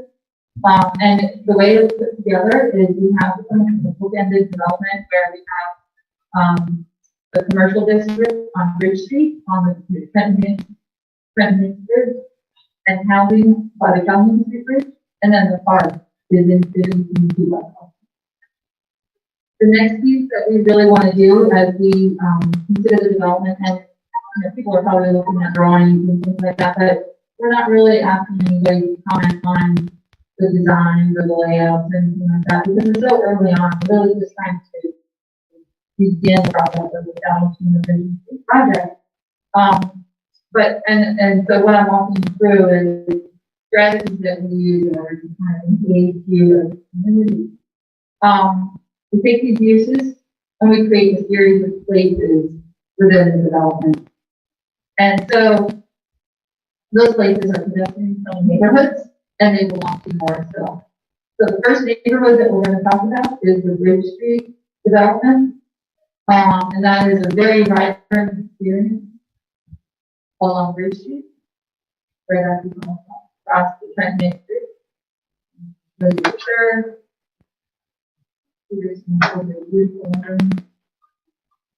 This one. So this describes the kind of feeling that we're going for in the commercial place. Place number one. So ice cream shops, walking the dogs, strollers, benches, umbrellas. These are the kind of streetscapes that you're looking for. The materiality, the nature of that materials of stone and lighting and plants. Biophilic design. These are some of the strategies that we use in this design. The second place is the commercial quadrangle. Don't have a rendering of that per se, but it is the area behind all of this commercial center. Right back in here, and that's going to include a grocery store, as well as potentially access to all of the retail. The third place that we will be creating is the town green. I'm graduating with this. This is a very energetic. This is one of the places that we're talking about. But the idea of building a town green at the grand scale, solitude, nature, walking the dogs, picnicking, very inclusive environment, everyone in Morrisville, is something that is really important to the park, building this sort of iconic town green, let's just say. That's place number 2. I want to make sure that was said. Place number 4 is the amphitheater. This picture on our flyer map called amphitheater. This is actually where you can host Morrisville events. Fireworks, movie night, celebration, anniversaries. We didn't have weddings here, who knows? But the idea of having band stuff, the Delaware River in the background. How about, biophilic design are behind this, the engagement of community, building a space. These are things that, these are visions that we have for the development, how amazing it can be. How many people do you pull this into? It's not designed yet. These are watercolors. What are you thinking? Yeah, I know that your town is like around 8,000 people, something like that, and I've heard that you posted the entire town in the park, and I think that we want to try to maintain that concept that you can host the entire town for that. Can they all be hosted right in the amphitheater? Probably not. not, but I think that's fine. You know, you have, you know, I know in our town, we have a fire department does like a safety day, and everybody comes out and helicopter. It's really fun. So we're definitely targeting, trying to accommodate everything. While we're on that, I have a question too. Could we do something like a method pavilion? Yeah. What, Justin? A Lemon Pavilion, 11 foundation sponsors the pavilion like this to have live music events. It's like 30 or 40 weekends from year to week. Look into Yeah, I mean, you know, that's the thing I love about that idea is that it's actually forming this program. You know, you can, you know, these places can have very active programming and they can have very passive programming. And I think building a mix of both and really hearing from the people in Morrisville about what they're looking for, what they're missing in the park right now. I think that's actually a really interesting next step. I know they have one up there, there's steel stacks at that one. It's just that, yeah. And they have a really cool band shell and have a little walkway where you can go on that kind of thing. And that is uniquely that one, you know, that project. And so that's what I'm saying about this project. It should be your identity, Morrisville, and what your history and history. So the fifth place on property is the residential neighborhood.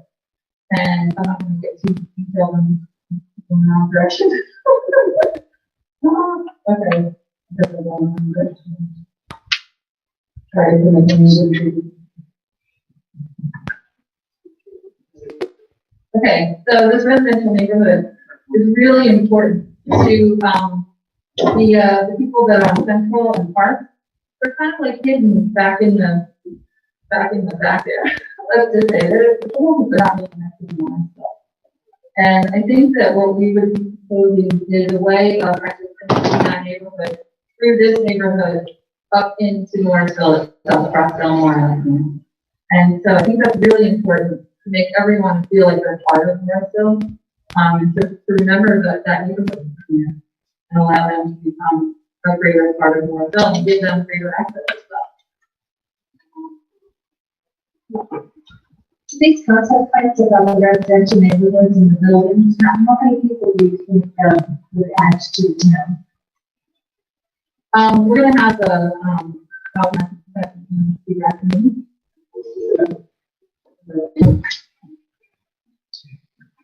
Okay, two more things that help to engage Morrisville. Connecting to the network of Morrisville. And when I say connecting to the network, multimodal network, multimodal connectivity. So connecting to the street network is really important to give people of Morrisville greater access to the neighborhoods that are in here, but then also distributing the traffic. So that's one of the reasons why having the residential at Barbell and the development allows easy access out into Calhoun or to Lakes or to the other highways that are around. So that's really important to connect to those street networks that are around. Connecting to the bus stops, we probably need bus stops in the neighborhood that we connect to, bike paths, and then the pedestrian pathways that connect along the levee, connecting up to New Hope, maybe around the golf cart. You know, can we connect all of these things we can? Really important to connect it. And then the last piece is the identity. The village environment to celebrate the identity of Morrisville. What is the essence of Morrisville? There's the legacy of the field stats. That is the essence of Bethlehem. This one, what is the essence of Morrisville? We need to figure that out. And that essence really needs to be a multi-sensory experience. What are the sights, sounds, textures of Morrisville?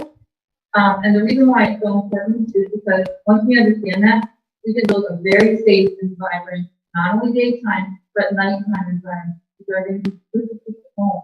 People are going to be living here. So it wants to be 24/7, 365, feel like it's a neighborhood.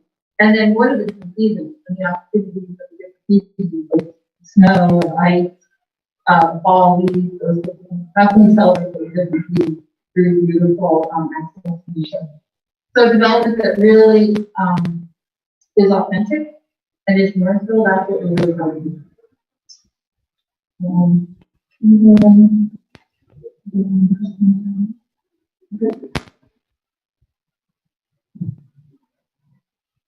Thank you, Marilyn. Couple of follow-ups.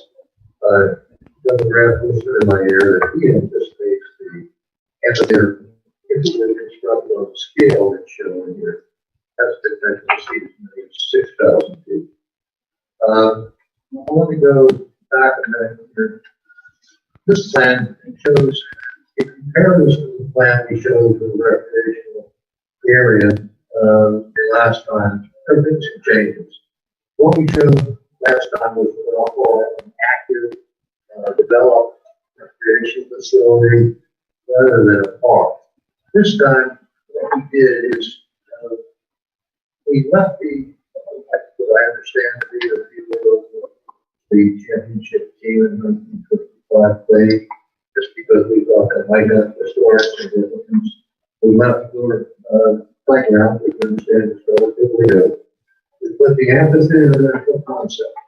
But select Morrisville, as we envisioned, I think, certainly is not going to tell Morrisville what should be in this area.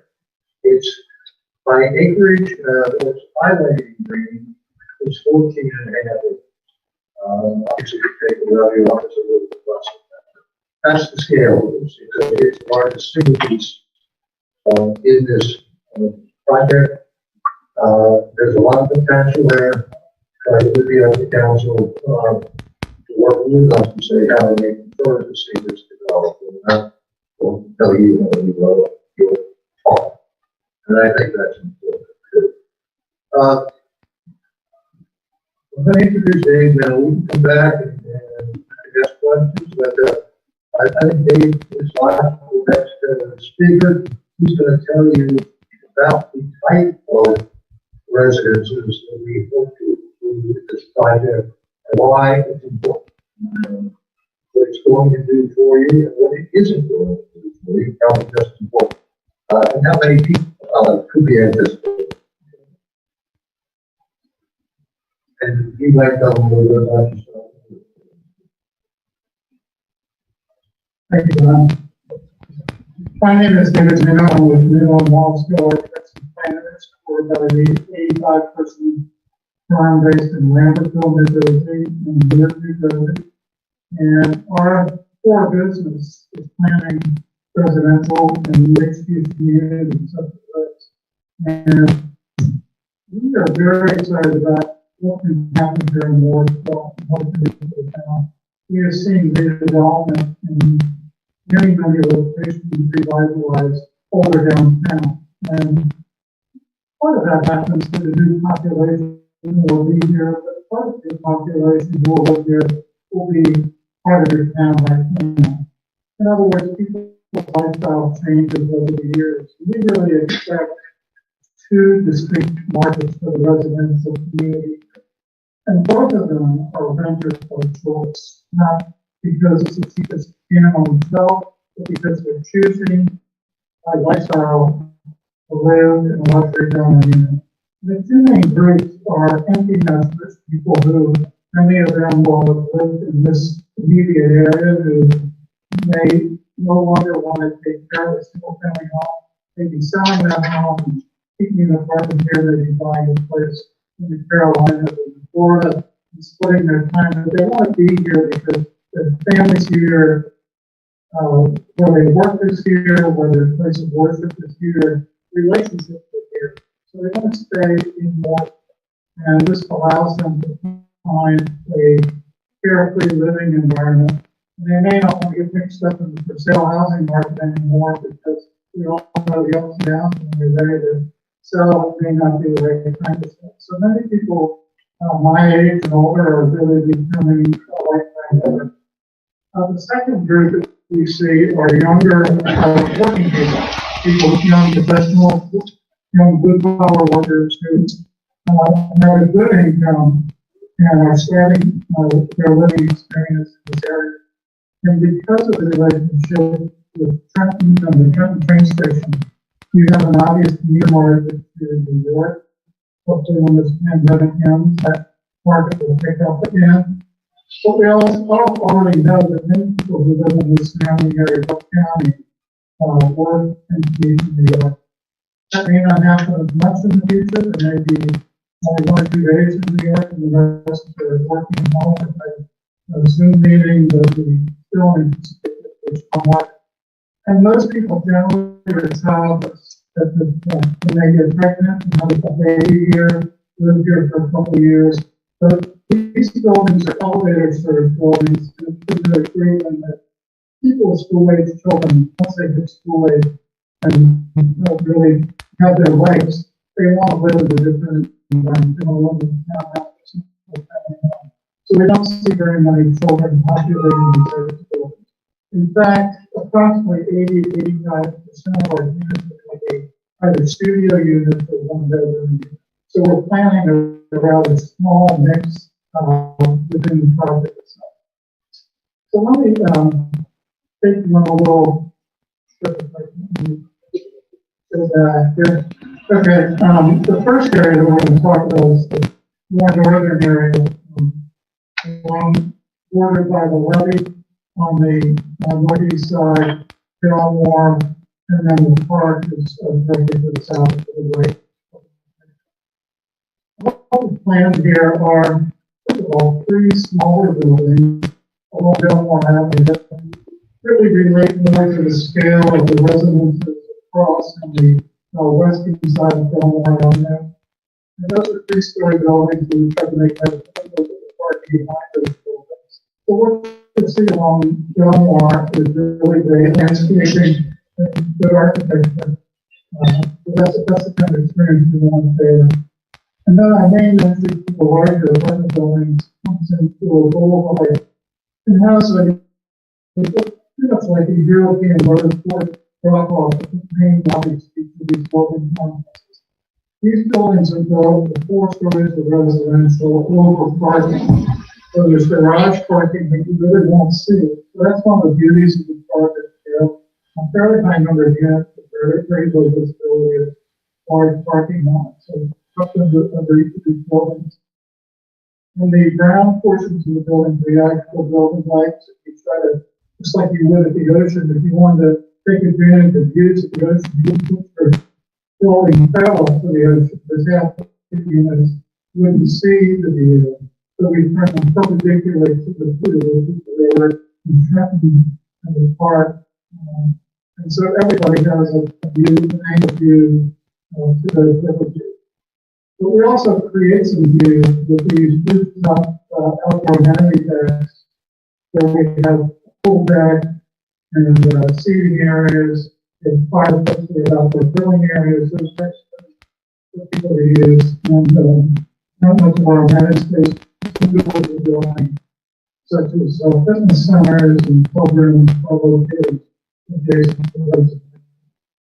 People come into the building, and the main lobbies are here, and then the parking is underneath, and they're all elevated. So let me move to the rendering of this area, which we've shown before. In the foreground is Belmore. Here's our boulevard and entry to the Morrisville. Our main building entries are here. And then you see the raised amenity decks. And at that point, you'll be high enough to be able to stand and see over the levee from those amenity decks. So those people who are sunning themselves or outdoors enjoying themselves in that area are able to see the river and the view. The architecture is meant to be a combination of the traditional homes of the building, residential buildings, that you would see in the area, but we added some contemporary features to make them beautiful.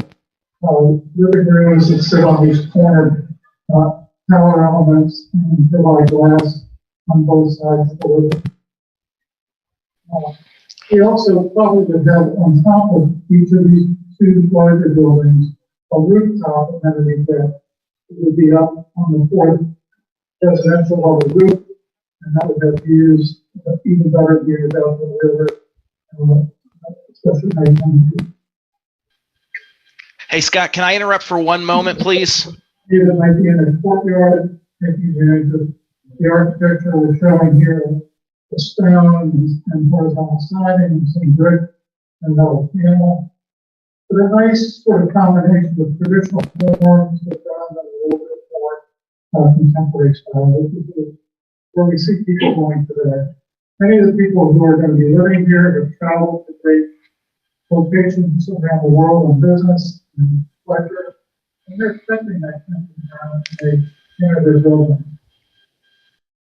Can you pause can I- 1 second? yeah. Can you pause 1 second? Yes. Absolutely no one on this Zoom can understand a word that's being said. It's all garbled. I haven't been able to follow any of this. I do have two questions. One is, if we're broadcasting with no volume, are we taping with some volume? Because if we're going to use this as our record, there is no way you're going to get any there's no way you're going to get any minutes out of this recording. You cannot understand a word that's being said. So if we don't have any audio in our video that we're taking, and this isn't really working out for audio, who's taking minutes? Because you're not going to have any minutes to go through. I'm telling you, if you're going to use this recording, you're not going to get but every 5th to 10th word. Okay. So do you want to stop the presentation? I mean, I don't know how we can continue if you can't provide, if people can't hear it, especially council people. You have at least 2 that can't hear you. And on top of that, there's no way to provide any feedback to the masses. I mean, no one that's on this call that's trying to learn about this is hearing a word of it. And again, we don't even have a system right now to provide any valid minutes to anyone. So I'm a little concerned. What does council want to do?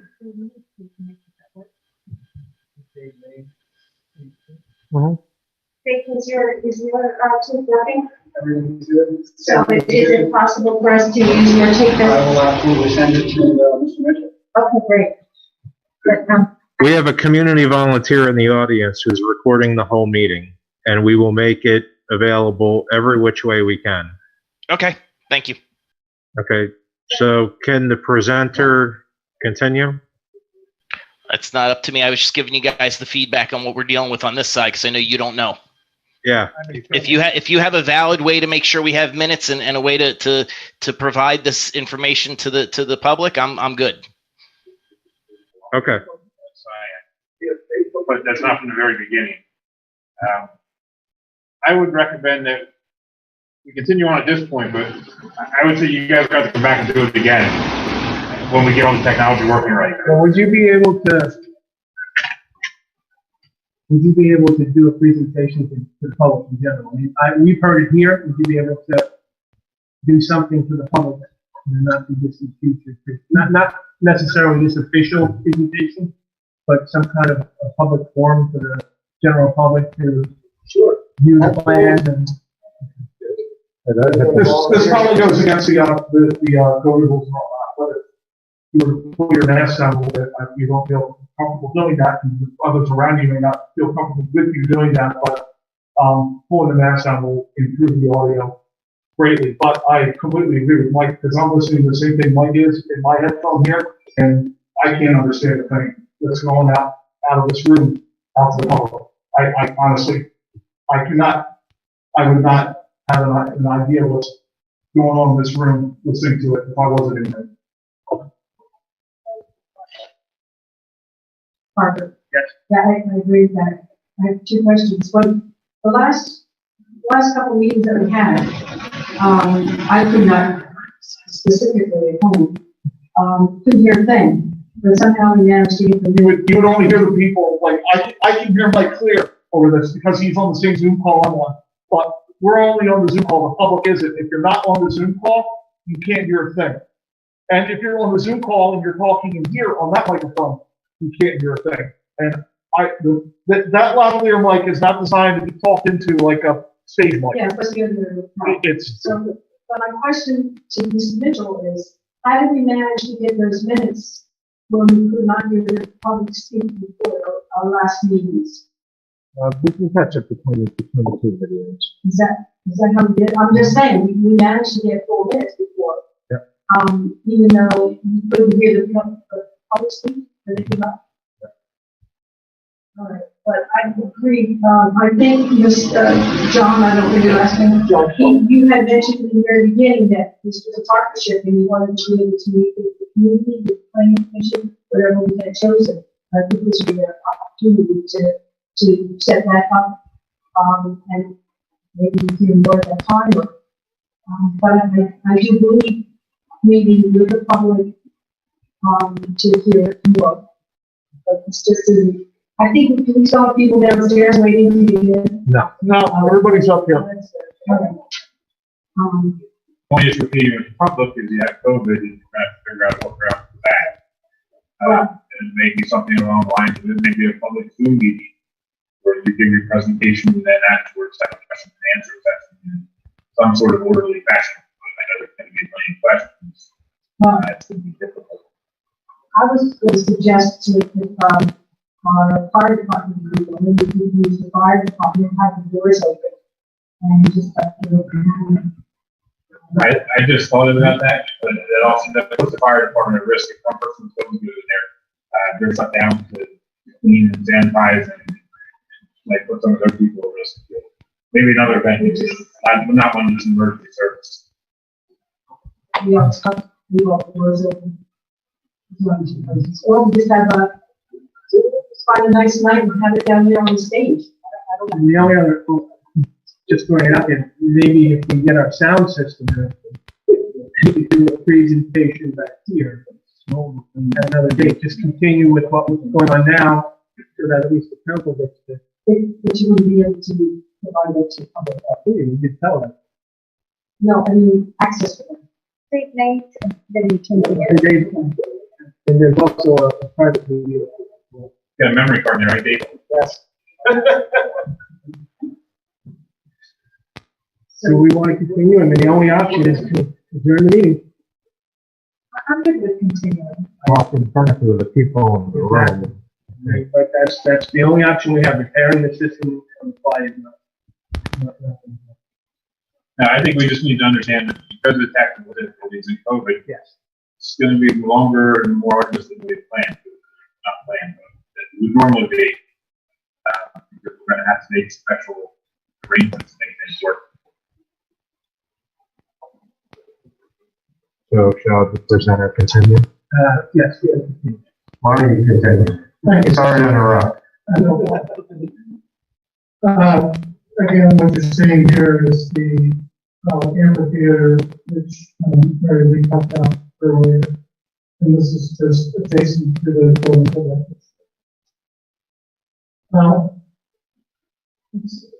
Let's take a look here. This is a split view.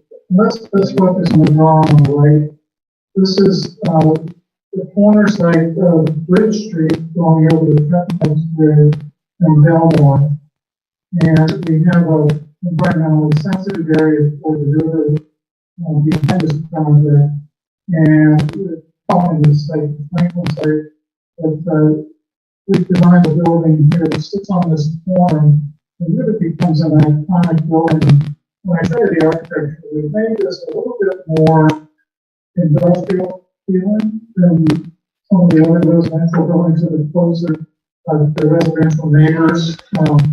And this really harkens back to sort of the downtown area and buildings that came out of the past. We've been able to design this with a pedestrian access that comes into itself the same way as a vehicular access, and there's a trail system that leads down to the riverfront. Then we can enter a sidewalk to what will be developed as part of the project. Do that in part, right next to the access to the grid. So that's the first site I'm going to talk about. And then the second site is located right between Central and Park and Bridge Street, right across the street from the Cedar Veteran Park.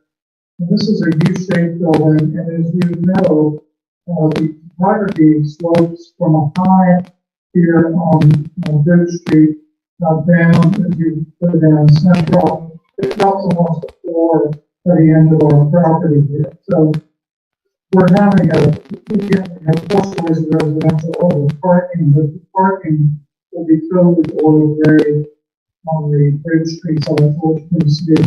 Again, it's the landscape and very cool. And that would be our main drop off would be here off the Central, for people coming to visit the building.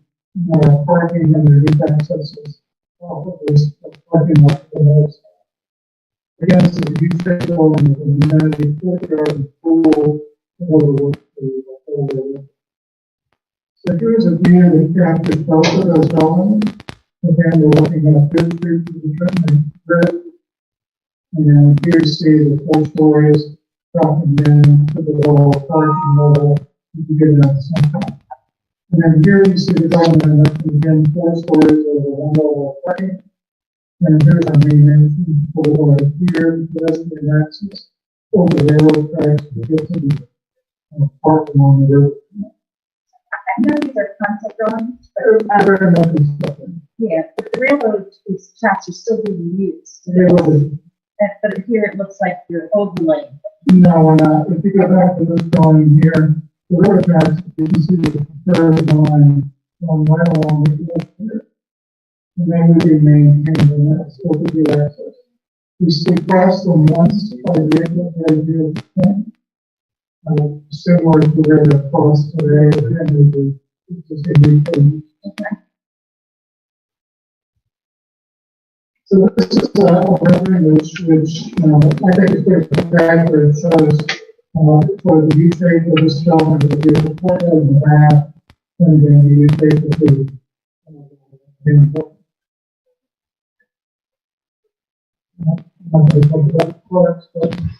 I just wanted to mention with part appropriately for the uses. We can get into that later as a bit more for the planning segment application. But the one thing I want to get back to is who's living here, what they need and wants. And thank you. This is a couple of this. These people, we finally call them walking lawns. These people will live here to spend money in the borough. The borough needs a live. The other businesses in town need a live. And this new population is really what will vitalize and revitalize Morrisville and make it a place that's really thriving in the future. We're very excited about the possibilities for this. If you can foresee the zoning and the development plan that makes it possible. Thank you.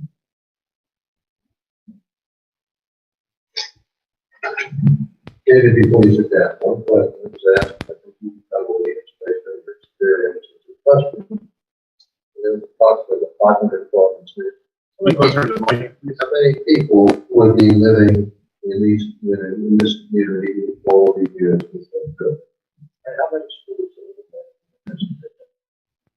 Let me give you an answer first for the number of population. Like I said earlier, we have approximately 80 to 85% of these units that will be studio and 1 bedroom. So we anticipate in the 500 plus units, maybe about 850 people before occupancy. And that will take a fairly long period of time to get there to build 3 major projects here in residential. But we also see a very, as I mentioned earlier, in these elevator buildings, a very low school population. So we see about 0.01 school children. So for the entire project, I don't know if it's one bad person, but there might be 80 school-age children spread over the 12 grades that you have. So it's not a large population.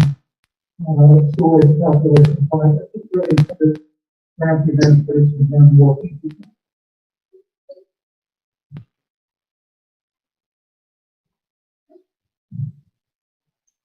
Yes, we have a fiscal impact consultant that has estimated 40 schools children out of impact.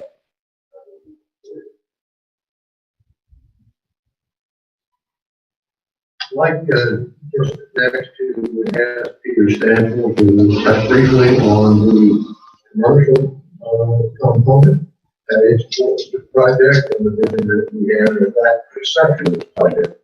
Peter, you tell me a little about yourself, if you don't mind. Good evening. My name is Pete Sanford. I'm a principal with Stanford Associates. I'm an architect. Attended Drexel University in Philadelphia. I've been a Bucks County resident for approximately 30 years. And currently our office is located in Williamson, Pennsylvania. The commercial, let's see if I'm heading in the right direction here. The commercial section for the community that's proposed here is located on Bridge Street and Delmar Avenue. You can see on the central portion of the board that you see. There are the brown shaded buildings on Bridge Street, and then they turn the corner on Delmar Avenue. You'll note that there are spaces in between the buildings. This is so pedestrians have easy access from the parking field behind to Bridge Street or Delmar. It also allows residents of Morrisville to be able to walk through and visit the shops as well as head to the park, which is to the left portion of the commercial area. Some of the buildings that you see are slightly larger than others. As was mentioned previously, the one that's largest one is proposed as a grocery store. There are other varying sizes of buildings that are going to be restaurants. We need to tell those to the upper right-hand portion at Bridge Street. Restaurants and other smaller shops would also be located in Delmar Avenue, so it's on Bridge.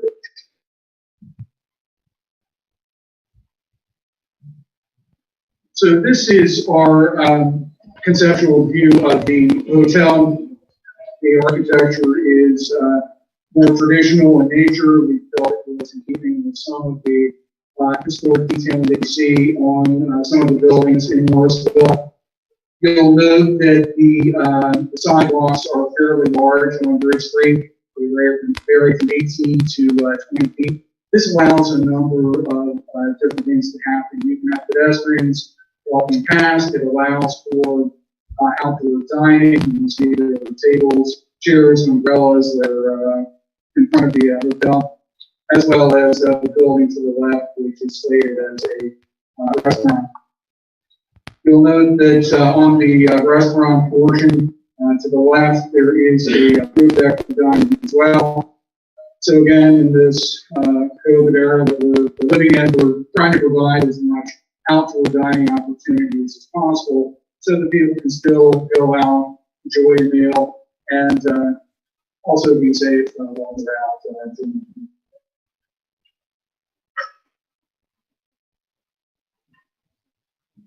This is also on Bridge Street. This is conceptual view of an Irish pub.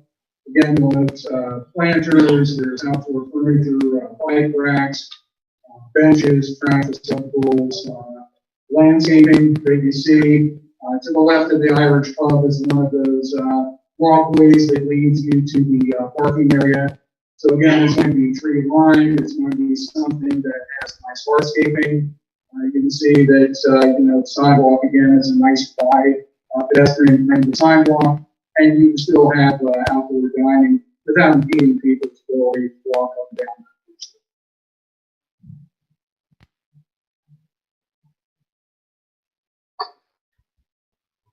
This is a view of the restaurant that's adjacent to the hotel. As I mentioned earlier, you can see the roof deck, dining tables, umbrellas.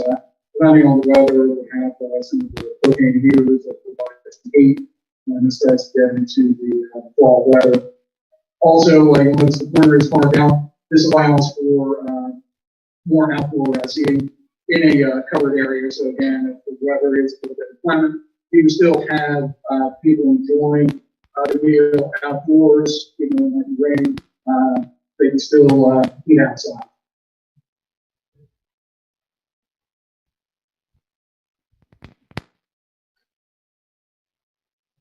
This is taken on the corner of Belmore and Bridge. It's a view of the buildings that head down Belmore Avenue. You can see there's a mix of architectural styles. Again, we're trying to break up the massing so that it didn't appear as one large strip center that you may see in some of the shopping centers. This way, each space has its own individual flair and style, different colors, different materials. You'll also note that again, sidewalks are wider. We're proposing a 12-foot sidewalk going down Belmore Avenue, and it also then would lead to parkland as well as the residences that are proposed on the north end of the community. Again, landscaping, street lighting, you'll notice the street lights, which would be a common element throughout. And pedestrians have the ability to walk through again the buildings on Belmore Avenue as well. The architecture is going to be such that it's going to really be two fronts to the buildings. In other words, from the parking lot side, the detailing and the attention to the architecture would mimic what we're showing on Bridge Street as well as on Belmore Avenue. So it wouldn't feel like the back of the building, so to say.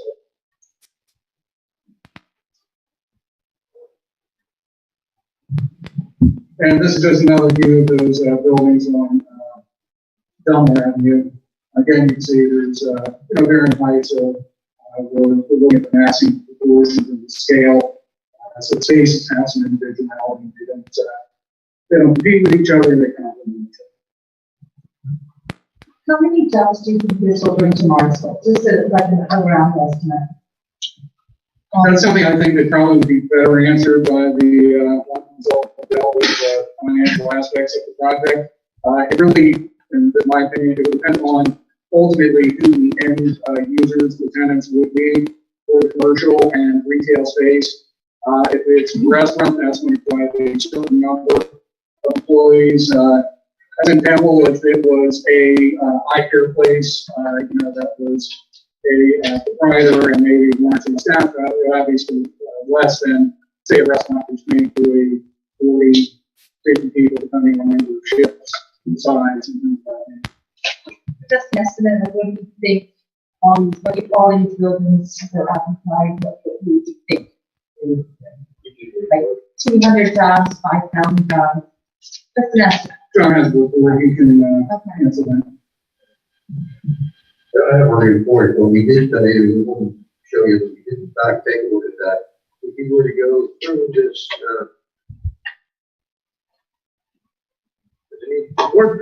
toward the back of your package, we included in one page somebody, which is essentially based on this plan of some of these larger scale parameters that could be anticipated.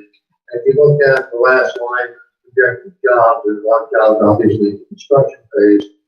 During the operations phase, if you go all the way across the right-hand side of the bottom column or row, there's an estimate there based on the square footage that's shown on this plan of 424 jobs in the operations phase.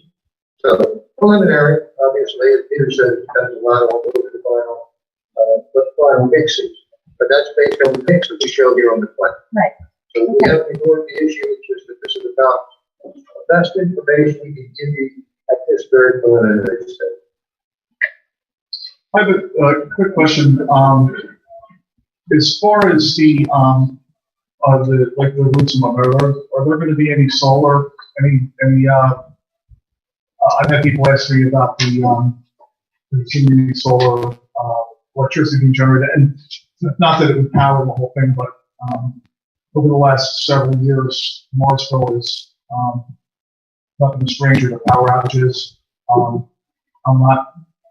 don't work for PECO, I'm not an electrician, so I don't know whether, we're really unlucky with trees falling at the wrong spot, or the park grid just can't handle it. This project would be a considerable electricity hop once it's up. And is there anything in the works to address that? Because it's not going to look too good if you build this whole thing and people are paying $15 to $100 to $2,000 a month to live in their apartment that loses electric 5 times a year, like I do at my house. From that angle. Speaking for the commercial portion, there is no plan for solar at this point in time. That's not to say that as part of the discussions, we don't look at that and revisit that. As far as the apartments, that's something that's considered now. But it's certainly something we can discuss. I'm not aware of any solar at this point. That might be something you might want to look into, just from just an optics standpoint. In this environment, no pun intended, people are very fond of green energy and solar. I realize that putting solar panels on top of these buildings are a small dent into electric consumption, but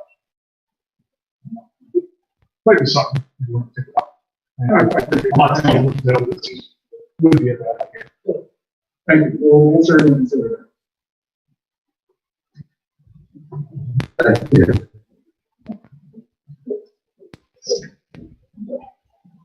I think there probably are some folks here who want to express opinions. I want to conclude though by explaining to council what it is that we're ultimately looking for. I didn't have a night and expect for us to come here tonight saying, okay, talking to right now,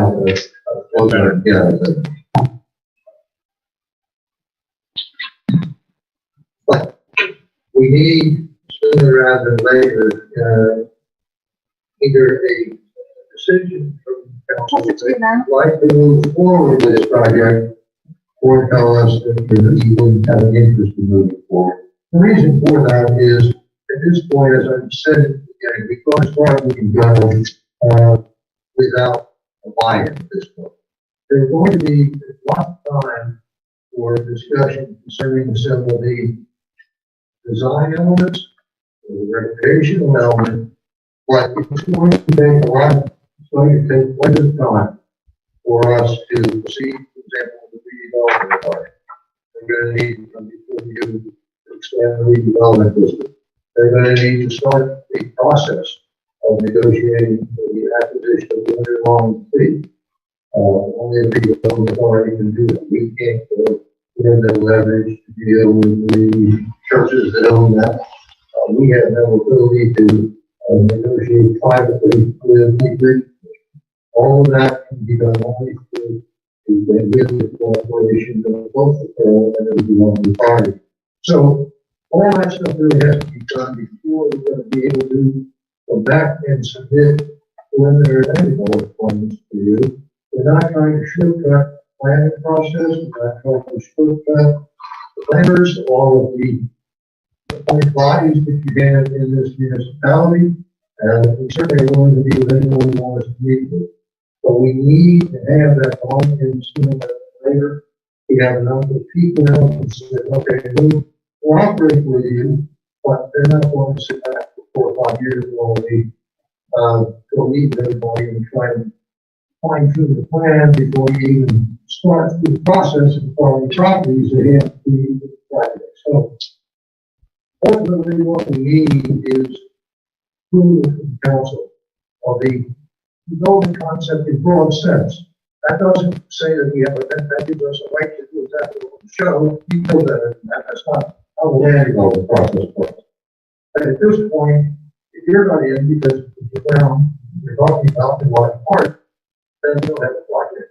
So at some point you need to tell us. Otherwise, Joe, we'll have to buy new pair of shoes and you probably won't be worn out and start again on some other project, some other place. We don't want that. We think we've shown you none of that that's already included in this project, all the seeds, you know, that you see in those projects going all the way through the land development stage. We're interested, we're invested, we've got a real good team. We think we've got a great opportunity for you. But we need to beneficial, anyone who comes to me, but we need to be back here sooner rather than later to ask you to find whether you're going to buy in or not buy in. Trying to proposed here, what our concept is. That's the ask. In the interim, we'll do whatever you ask us to do, and just like to do it quickly so we can come back there and see you. Hey, John, before you step away from the microphone, how, if at all, has the total project investment changed from last time you were here? I think the estimate at that time was 120 million. Are we still hovering at that same number? Or? I don't know, John, you know, they further, they have total number, but the total bill number, what we should be. Okay. And the total investment of the principal, it's like Morrisville has probably, it hasn't stayed so. That's going up exponentially since we were here a year and a half ago, even though you haven't seen us. I think the amount of effort is evidence to me. James, if you compare what we showed you tonight with what we showed you 15 months ago, I think you can see the amount of effort that we put into it. And I think with all the people to make presentations, you can see that this project means a lot to people who are working on it. It's exciting because you look around Bucks County, you haven't seen the project like this in Bucks County. Nothing that really shows this kind of scale, this kind of vision, and you have found uniquely located. All of Bucks County is probably another location that would be close to what this one has as far as potential. I mean, I think the same potential exists today as people back in the revolutionary era, so it's possible to say the national capital here. I mean, it's the same idea. It still has to locate. No other place in Bucks County has it. And it's a unique opportunity. Everybody here is, we're all excited about it. I think some of your county residents are probably equally excited about it. But at the end of the night, I hope you'll give us some idea, President, council members, how you'd like to see us proceed and when we can go back and see. Can I also just, one last question? Sure. I know a lot of the residents are concerned about the Little League because there are so many fields there. Can you just reassure them that the league will not lose fields, that they will be built somewhere else in Well, town? here's what I can tell you. There are some logical sites that have potential to be developed that way. Unfortunately, those are owned by the borough, one is owned by the school district. Yet we can't go out and negotiate with you or the school district to buy them. There's a procedure that has to take place. What we can tell you is in the project budget that Bill and the partners have put together, there's money there to develop, replace the field where the sites are made available, and we can make sure when we go the process that that commitment remains a part of what we do. In other words, we used to deal with municipalities that have things in lieu of regulation, or you know that thing. But in this case, the approval that we're envisioning here, because we understand that's important, we have a component. Part of the approval would say, set aside X number of dollars, thousands of dollars for redevelopment of fields. We work with us to acquire the site, we can develop it for you, we can make the contribution so it's there when you locate the sites. There's no intention to shortchange. It's just something we can't go out and locate those sites ourselves, by the ground. Again, that's way down the road, but we can tell you that the budget is there to help you. I know there's an item on the agenda which I don't think we can address tonight because of the fact that two council members were not able to properly hear the presentation. And I would also like that some kind of form for the public to interact with the development team sometime in the future. So maybe this is something we allow you to do that, allow the other council members to possibly view the videotape and or attend something that you do for the public in the future. I know it's the immediate future because I know you're looking at a timeline, but I don't think we could do anything tonight, move on tonight, just given the issues we've had with. Well, and I think I ended this point by saying, we're going to ask you tonight for that. We figured it's been a long enough time. Everybody, and we knew that some of the council members would be here in person. So it doesn't take time to digest. And if you want us to do something in the next month, we have a meeting, we can put one together, we'll do what you need to do. If you don't feel you'd like us to do your planning, we'll go meet your planning. You know, just whatever you want us to do, tell us how you'd like us to do it, what you think council would like to see before you come back and see, and we'll try to fit this in, and hopefully there's a difference to help us. Right, exactly. I was gonna say, the best thing could be to coordinate with each other and try to work out some way to, to present this to the public in a more, informal forum. Yeah, if I can, we kind of talked about this about a year ago, and for circumstances beyond everyone's control, but I think an open house for the public that's both has in-person audience opportunity as well as a virtual component, like something like a Facebook town hall. While at the same time there can be people in the room, but there can also be people watching and participating remotely given current circumstances. That's one. The second, I think, is for those who wish to participate, I think an opportunity for council members, planning commission members, or any of the other boards or commissions that are going to have to touch this. If we could do some sort of caravan with a shuttle or a casino bus, and maybe take them to locations to see firsthand some of these deluxe apartments, because you're correct. When you use the word term apartment here, it's not what we're envisioning. So there's a disconnect there that I think would help the governing body and the other boards get their arms around what it is you're talking about. So whether or not that's a bus ride to King of Prussia or somewhere in New Jersey, for people to actually see these units up close and personal in these buildings, I think that would be helpful. So I don't know if all that can be, I don't know if those two things can happen in a month when we've got a holiday, or two holidays, or maybe Mr. Parker, maybe we need to consider having the applicant back at the January meeting instead of December, if we can't get both of those things going in time for December. So I think our plan A is let's do number one and number two, like you just said, and shoot for December. And if that happens, great. If not, we'll have it on the agenda in January. Mr. Mitchell can assist you with trying to get something in before the next meeting, which is I believe what, 21st. I think we can work with that. I mean, I'd like to work with you, and if Joe and Scott, we think we'll set it up. Provide the opportunity. I mean, it's never very easy to get a whole group of people together in these circumstances. It's more difficult. I'm not sure that 30 days even is going to make it any easier. But once we have to decide, do it, not do it, people are going to have to decide they want to participate or not.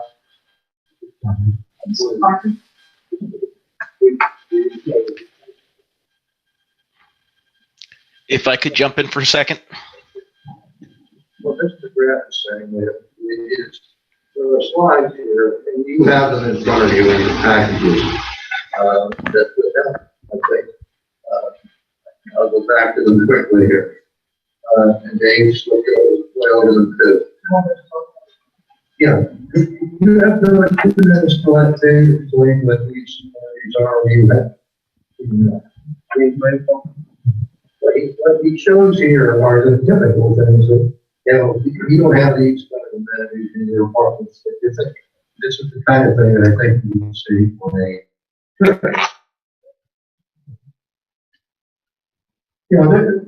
These slides are representative of the type of quality in the proposed project. And this shows a typical residential lobby with the concierge, with 3 people as they come in, mail and packages that handle professionally with package. The package comes in the building, whether by UPS or FedEx, Amazon. It's logged in. People get a text message if they have a package and they pick it up and it's these are typical lab spaces that we would see in the building. And this is a evolving thing in the post-COVID world, doing a little bit more smaller workspaces in some of these lounge areas, but people can buy their apartment and work in a small workspace. We also have rooms that could be used for small gatherings and parties. Outdoor spaces, you see on the left here, outdoor pool deck that might be similar to what we would have above the parking level or the river. Again, the things like outdoor fireplaces, grilling areas, you see it in the foreground here, and then outdoor pavilion here with grilling area. This would be an upper rooftop deck that might be overlooking the river. This is up on the very top roof. Again, where we have seating, fireplaces, outdoor lighting, and even a small place room for the short season for a little pool out if they want to. And then over more rooftop decks, some of the rooftops over the parking and have a pool deck like this. And then this might be more represented. And then the facilities that we have in the building for recreation, for the fitness centers, the field yard, and teaching opportunities around workout, and then yoga and stretching areas, listed area, and then yes, adults would be probably more contemporary than traditional, wide open spaces, island kitchens, in the big window areas and views. This is really what we're selling to this luxury rental market. Again, you have the investors and the young professionals love these types of units.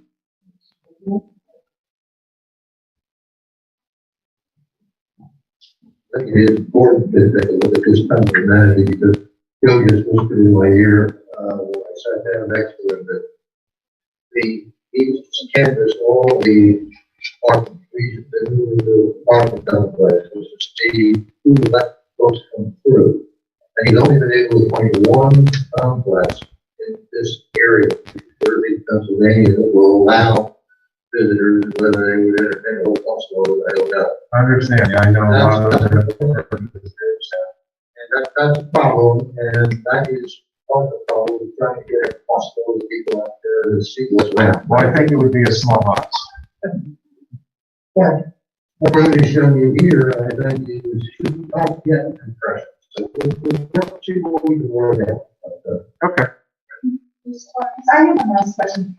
So there's a water filtration plant north of the park, where and it's right between the Health Street Bridge. There's another building there as well, with the rooftop and along the use. Is this part of the plan, or are you going to do anything with that, or? We're going to look into doing something. Right now, it's not. I think that's the short issue. Certainly encourage something in the water sewer. And I think it should be clear that what we show you today, how should I say, an ambitious project, with a large scale. And the intent of the hope is, I think rarely touched on this, to get a project like this that is developed, it starts to have a ripple effect on the area around it. That's the idea of the town center. You eventually expand. And what you need for substantial enough size that it really is a drawing area from which this physical expansion. An area that attracts people, then we tend to expand. That's the kind of concept. I'm not a land planner, but I've worked on a couple of plans like this. This was the biggest one I've seen proposed in Bucks County. I think you've got a great opportunity. You got a great town. Just, I think it'd be a lot better, I think. This part. Yes. Yeah. Yes. It's actually, so I don't expect all these questions to be answered tonight, but just food for thought for what we do. And these are some of the concerns. That's all that sounds very negative because these are, I appreciate all the professionals, very professional, beautiful, sexy pictures. Everybody's all happy with them. It seems like it's a lot of commercial, a lot of residential. But here, one of the things is police. definitely will impact our police department. We will definitely have to have school police.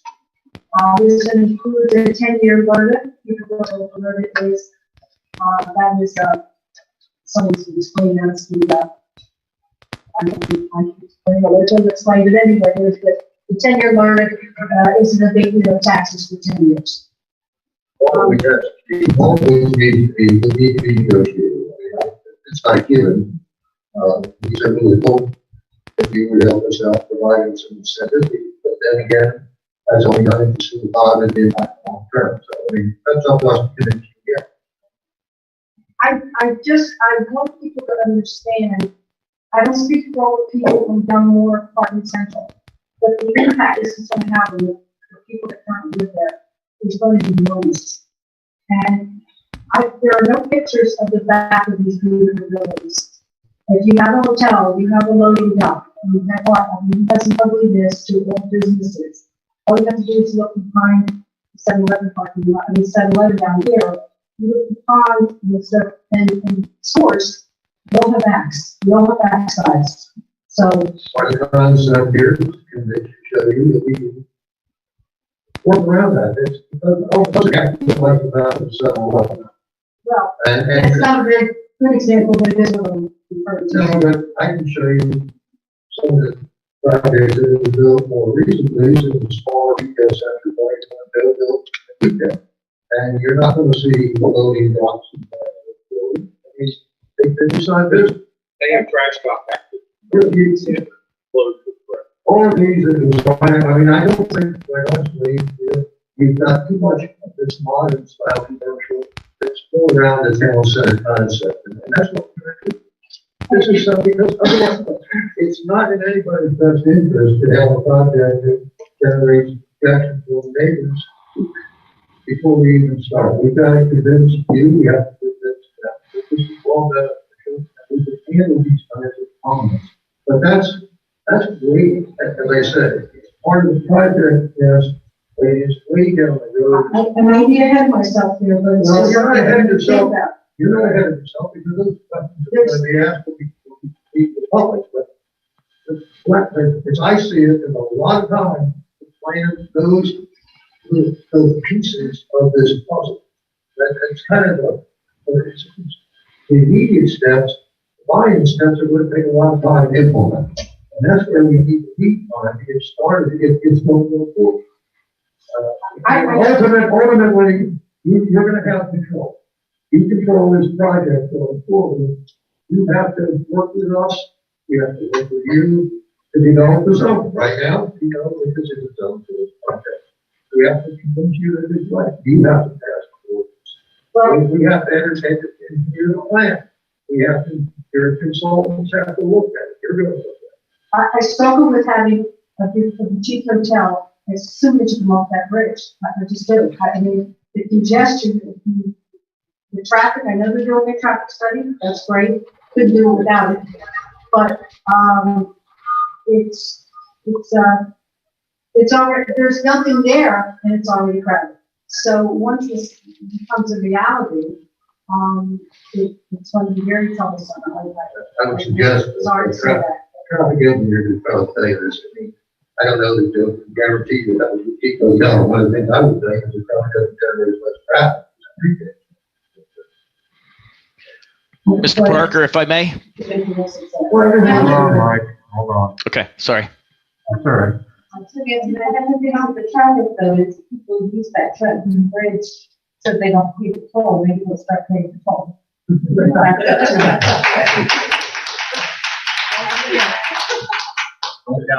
Yeah. I guess my main point, and this is everybody in the group as well, everybody's listening, I still have a problem with giving up the space that we're never, ever going to get back. And I have a real problem with that. And I don't know that I see enough greenery. I know it's pretty, we have to be a simple, but I see more buildings, more buildings. And I just don't see it being as spotlight as I like to have. Well, as I told you, the age group that I calculated is very close to 15 acres. You would have, we're not planning your recreation. The question is whether or not we can provide the people to provide, and if it's something that will perhaps have more of an impact on the community than what you have there now, you know, maybe a state. I mean, that's an issue. There's a trade-off on all these kind of things. I mean, if you park with someplace else, that would be an issue, but then this area probably would be covered with buildings or houses. They're going to have this opportunity. So, locationally, I think it's probably, I think they would probably agree that this park is uniquely located. And that in and of itself makes this site special. Well, we don't, I'm sorry, your presenter, Mark. Ms. Magog? Yes, she had mentioned how, you know, bringing back the people to nature, was a lot of open space and nature and so forth. But I guess from my perspective, I just want to see a little bit more about it. There's an awful lot of parking. There's parking lots, parking, and buildings. And I think we've lost the nature. I mean, one of the things is not, we haven't given you. And my last question is about parcels. Okay.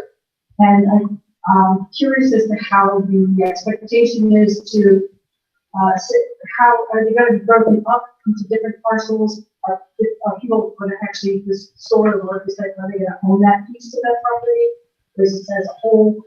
And so that's. We should review, and I concentrate on this, we through the presentation package. You'll see that we broke this into 5 lots. The lot number 1 is the apartments on the north side. Lot number 2 is the, I remember right, is the tractor piece of the street parcel lot. There's the other commercial pieces on the and the park.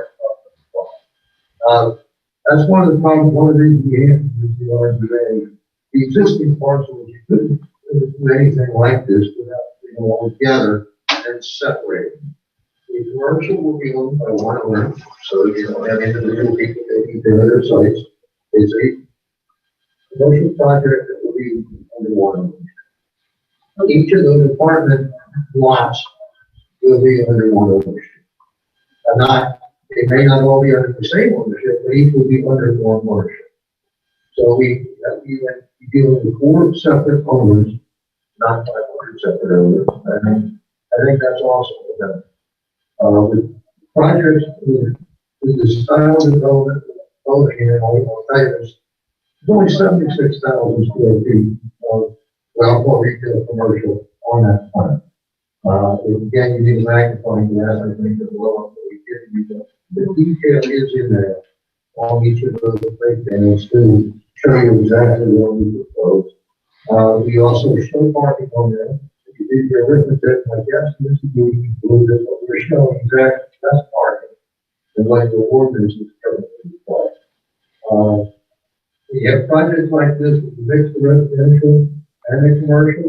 The statistics indicate that the parking ratio is required. Parking demand actually goes down substantially.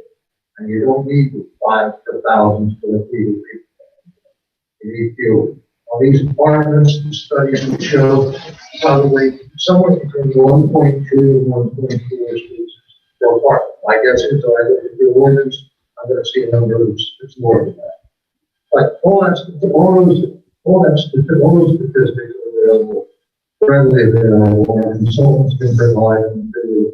They're based on hundreds of case studies, so we pretty much know what we need.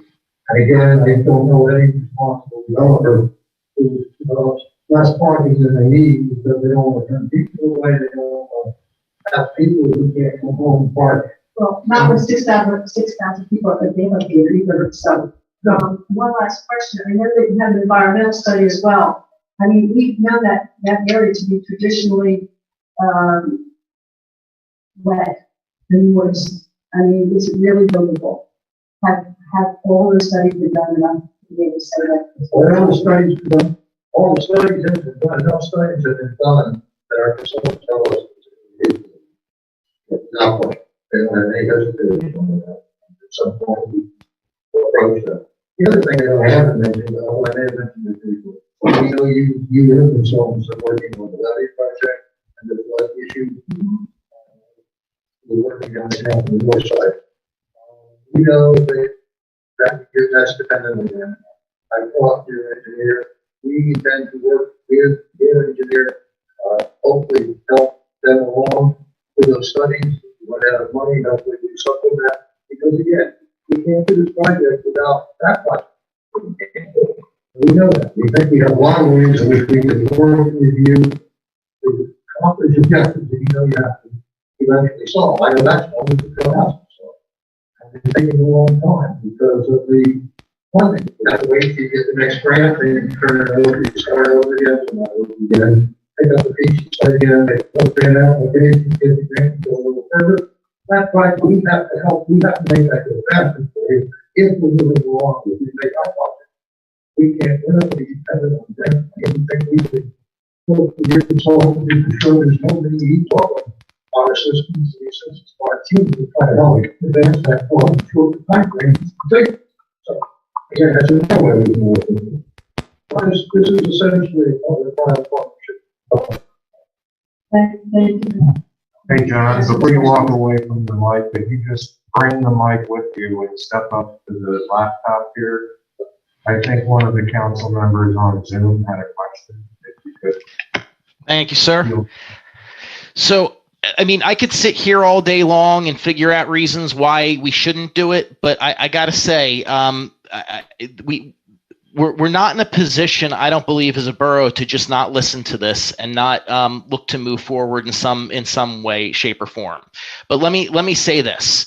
Although I appreciate you guys coming out, and I'm very much in favor of moving this borough forward and putting us in a position where we are gaining fees, taxable items through this process. Let me just say, I'm concerned that we're being asked to make a commitment to you guys without getting a whole lot in return from a commitment perspective. And here's what I mean. We're hearing about different dedications, but there's no actual, commitment from you guys that you're going to be dedicating certain things. It's kind of a proposed thing right now, right? So we don't know what the dedications to the borough will be. We don't know how those dedications will affect our operations yet from a cost perspective. We haven't had any discussion about easements. I want to make sure that we're not putting ourselves in a position where people don't have access to the river in that area. So we got to make sure that the right easements are in place, right? So the public can get through, and these areas that are open to the public are specifically delineated, right? So we want to make sure we have stuff like that going on. We want to make sure from an assurance perspective that things like you're talking about, like the lights and the larger sidewalks and some of these things that will ultimately be dedications in some cases, that we're also talking about possibly some impact fees for maintaining those things, and there was some discussion about the need for additional policing once we have those stores open and in place. We discussed about that because really, although I'm hyper excited that you guys are looking to do this. So I don't want this to come across negative. I'm hyper excited about this, but I'm a little taken back that we're being asked to give some specific assurances to you guys without that being reciprocated in writing in any way. So that's really my concern right now. Yep. Go ahead. And I might have missed some stuff because it's hard to hear. So you might have addressed some of this already. I apologize if so. Well, I didn't address it in the way in which you asked the question. You're saying we haven't made definitive commitments. We said we will be making these commitments to you down the road. What I said is until we have a project, it's very hard to make a definitive commitment. That's why I described what we're talking about here as essentially a partnership where we're going to have this relationship evolves. Ultimately, you've got the power. We don't have a project without you. We have lots of steps here. All I'm asking you to begin with is to say we'd like to move forward with this project and we'll cooperate with you. The first question that has to be decided is if you have a project that's going to look like this, is this a vision that you can endorse? And is it worth what Ms. Sherlock indicated? She's going to lose some acreage. If the majority of council say we're not going to get the acreage back, it's not worth it to go forward with this project, I understand that. And that may be the view of more than one person here. And if it is, fine. But if you think that the benefits outweigh the negatives, if you think the sacrifice of half of this park for what we've described here, with the potential growth for the borough, there are revenues that come out of this project. As you can see, you're going to have tax revenues. How we phase those in is something that, again, we're going to work forward. You control that piece of the puzzle too. We don't have any control.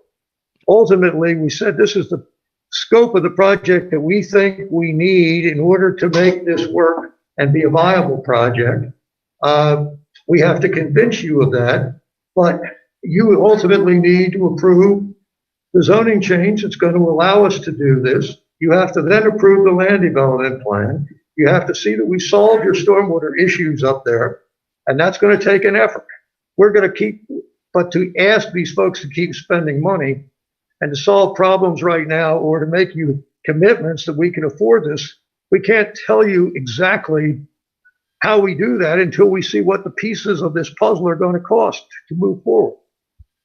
This is the project, there's a budget, but how that plays out ultimately is for us to work together on. But you have a part in this too. Your engineers have to keep moving on your stormwater project. We're going to help, we can, but you've got pieces, we have a lot of pieces, but you ultimately have the control. It's not like if you say, we endorse this master concept plan, we authorize our staff to work with you to see if we can move forward with this. You haven't really given up anything yet. Every step of the way, you're going to have to sign on. Or RDA is going to come to you and say, will you approve the expansion of your redevelopment district? Then they're going to say, we'd like to move forward with the acquisition of the underlying fee, the Williamson's Park. You say, fine with that. You still haven't given up your lease. I mean, you haven't given up anything. You're just enhancing or indicating your buy-in to justify the continuing expenditure of time and money on the part of the team that you've seen here tonight. And I think that's a big buy-in. I mean, we already spent probably $500,000 these folks have to try to show you what the potential is. That's a big buy-in. I don't know many people, many developers that are willing to do that kind of money when they're dealing with 8 people up here, and each of whom has a different view. So it's a big sell. Yep. And we're trying to sell it to the point, taking your property and going home with it. You've got all the control, but we need your buy-in. If you buy in with us, then we're going to trust you. We hope we can be good partners, and we hope you'll be a great partner. That's what we want. I appreciate you. So I just have one more comment, and it's more for the council and the borough manager. One, Scott, if you could, just please, as this process continues, keep in mind the LERTA that we have out there. I want to make sure that it's clear that land, although it's not currently taxed, has a value. So going in, it shouldn't be free, and then 10% or 20%, 20%, 20%. It should assessed value of the land. That was one piece I want to make sure. Also, for the council, it's clear that we have some people that are concerned about traffic. And my only thing is, rather than looking at it in a way where this could financially benefit the borough for a very long time and avoid additional tax increases and possibly additional increases in things like an EIT and other revenues that the borough needs. I really feel that if we're going to focus on traffic and that being the reason why it's a bad idea to develop, I think we're shooting ourselves in the foot. Because if it's going to take me an extra 15 minutes to get home, but we can stabilize the tax base for many, many years, I would call that a fair trade-off. But that's just me. Martin? I just want to say, I agree with you, Mike. I'm not asking you to stop the project, but I think that's a big issue. I think it was that you guys? Or no? I do have one last question. If when this project begins, whenever that might be, what is the estimated construction time? And I realize it's probably not going to be all at once, but just any estimate as to Yeah. They're just Yeah, first section, first page, 2.5 years. Okay, you said first year, First phase, 2.5 years. First phase, 2.5 years. What would the first phase be? First would be the apartments on Richmond Park. Right. Park Avenue. This is a projection, but Mr. McGrath indicated he believes the first phase would be the apartments along Bridge Street Park and I can give you a good analogy for the project in Upper Dublin that's being built right now. That's work with them, IMC construction, 420 units, about 80,000 square feet of retail, Sprouts, and it's a 2-year project. yeah, I mean, based on the how fast we can rent apartments, we go. Depends on what when we get ready to go, you know, what can be done, the absorption rates are going to change, and right now it's a great time, and hopefully it'll stay this way, and we'll be able to continue quickly. But we have quite a long time to do to get to that point, obviously. That's not foregone conclusion, but that's going to be. Thank you. Is the retail part of it? Yes. Yeah, the retail would have to be in the same time, so I wouldn't. Mr. Parker, may I speak? A lot of it, I don't know if you can hear me. Because the stormwater will have to be integrated stormwater management plan site. So a lot of that would have to be done up in the different phases to support the infrastructure and then to build out. I think somebody is doing this right now. I did the shops. I'm not sure who was asking on Zoom. They wanted to ask a Mr. question. Parker? Yes. Mr. Parker, this is Bob Paul. Can I speak? Yes. Can you hear me? I don't know if you can. Yes. Okay, yeah. Just as Mike Yeager said, you know, we've missed most of what's been said tonight. And I apologize for not being able to be there in person, and I apologize for the audio difficulties for our guests. You know, we appreciate you all coming out tonight, making yet another presentation. And I get a sense that you're really just trying to take our temperature to see if we're still interested and still willing to work with you. And I just want to let you know that I think we should continue to work on this. I want to work in cooperation with Joe McGrath and his team. But, you know, the council have a lot of questions. You know, Mike mentioned a few of them. Nancy Sherlock mentioned a few of them. There are issues that we've talked about for the last year and a half. But I appreciate the fact that Joe and his team have tried to respond to them and will continue to try to address them. And I think we should just continue on in the spirit of cooperation. We don't have anything legal. We've made no legal commitment. They've made no legal commitment. They spend a lot of money. We spend a lot of time and effort. We both have buy-in into this. There's toil and sweat, you know, and good faith. And I think we should continue to work in that capacity, in that direction. I haven't heard of any absolute stoppers. Yeah, there are a lot of things that we're not crazy about, but I don't think there are any showstoppers. And I also want to associate myself with Mr. Parker's comments earlier on, suggesting that you contact some of the smaller groups that work under council and work with the borough manager, such as the planning commission, such as the environmental advisory council. There might be a few others, business outreach, all kinds of things like that. But I think I don't want anyone in the community to get the idea that the borough council is meeting with Joe and his team and cutting deals and making commitments. This is all being done with full transparency. That's why they were kind enough to come out last August to make a big presentation. They've come out again. We've got a long way to go before there are any firm commitments. But I think that it behooves all of us to at least continue to explore the possibilities, continue to see if we can converge as opposed to diverge on a lot of the big issues. And if we find out that there are too many things that there are too many outtakes, then we don't go forward with the deal. But I think we've got a long way to go before we reach that conclusion. and hopefully we don't reach that conclusion. We can continue to move forward, and do something that might really, in the long run, benefit all of us.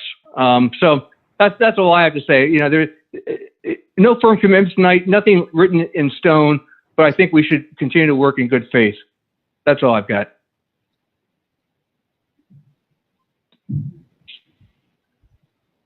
Anyone else?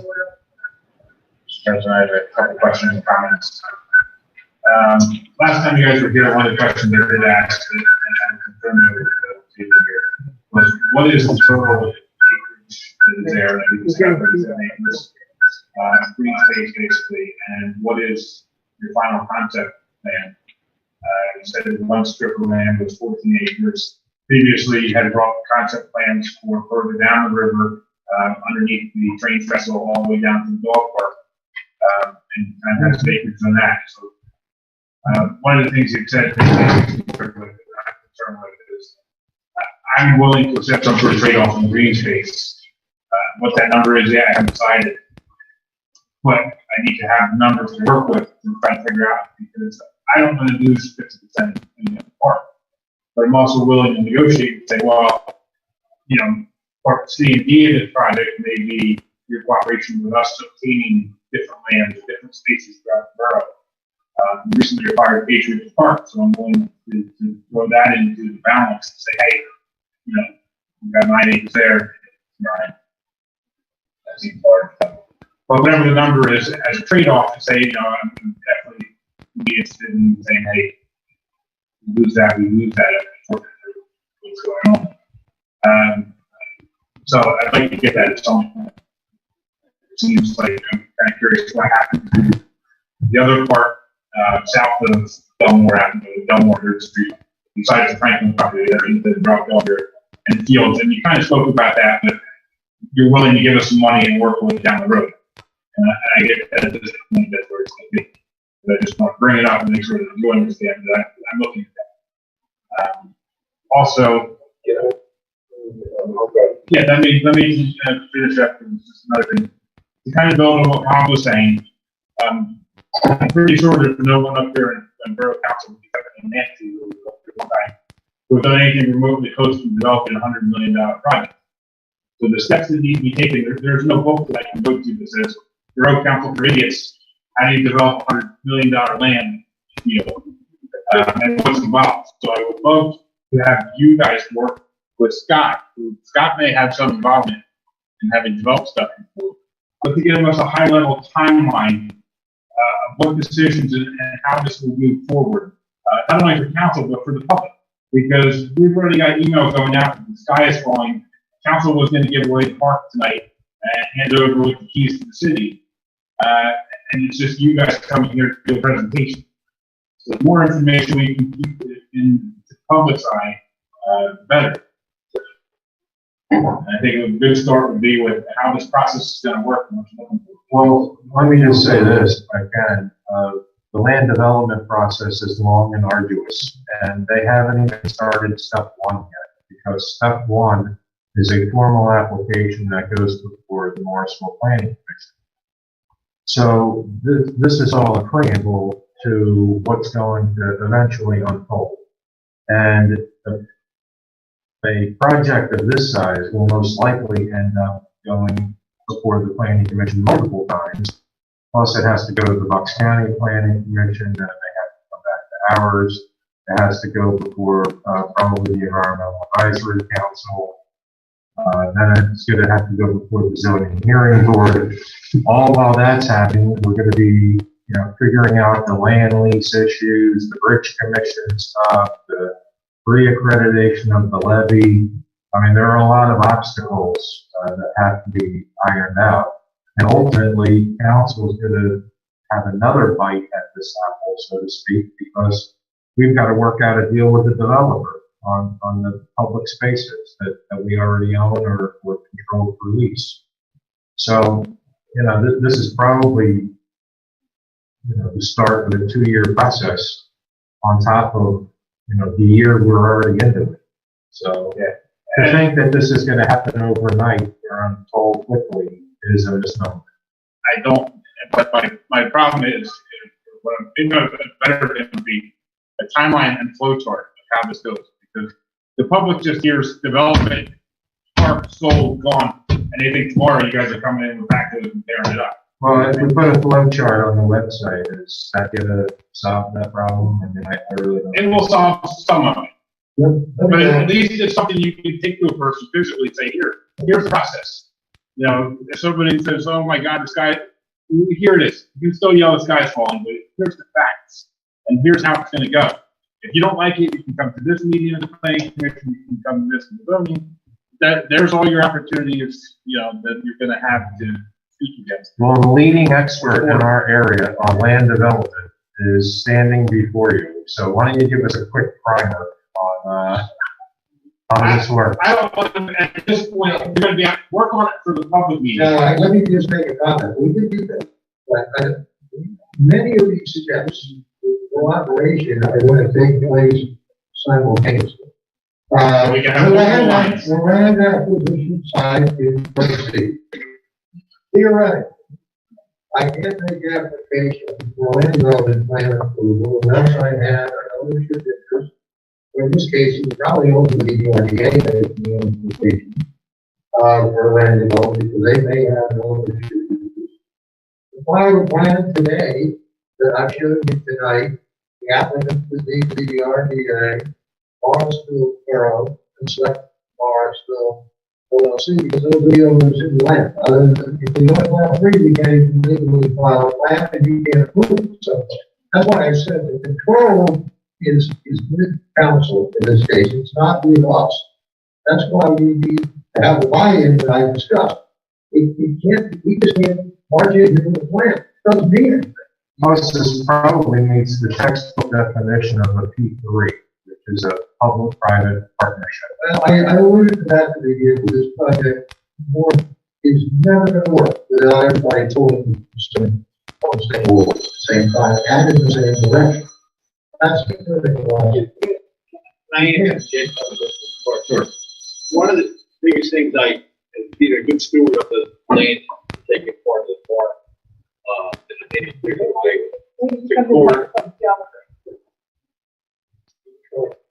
Can you hear me? No. Go to the mic, if you don't mind. One of the things, being a good steward of this project when I started, taking a little increase, I investigated on my own as to see if we can get totally property and not park school. Then we had Dan Sephora here, estimate the acreage of that land, and then take it down to the water tower. You go to the water tower and walk down the hill, and you can pick up 18 acres. Okay? And then until we put the little last time. We're still off for that negotiation at some point in the near future. Okay? So we can just do that technology that if you want to park versus adding parking set. If I could ask a question. So the vote you're looking for us, is basically saying we're interested in the project, we'd like you to go forward, so you can give us this further. So you can start the process, go before, bring your plans forward and. We need to know that you entertain, we go back to the RDA, we be asking them to forward we've done this before, the standard redevelopment district, with the area that we can plan. Okay, that would be step number one. Secondly, we will approve the RDA, your blessing, to move forward with the acquisition of the underlying fee interest in the park area that you lease. You still have the lease on top of the ground, but they need to do that when we can't move forward. We don't have any power, ultimate power to be able to take that property if we chose to. We have to let it be known. And that whatever we have to very importantly, for the process needs to start, because that is a rather long time. We can continue to work with you on the other side once we know that we have to significant buy-in with respect to the land areas and you're willing to work with the redevelopment.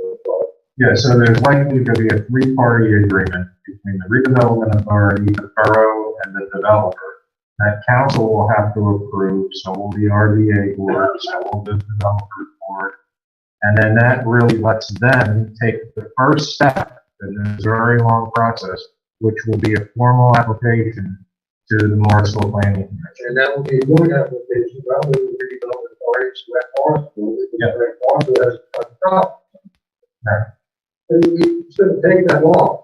And you're sitting here saying we need that buy-in early. We can't really start until we have that buy-in.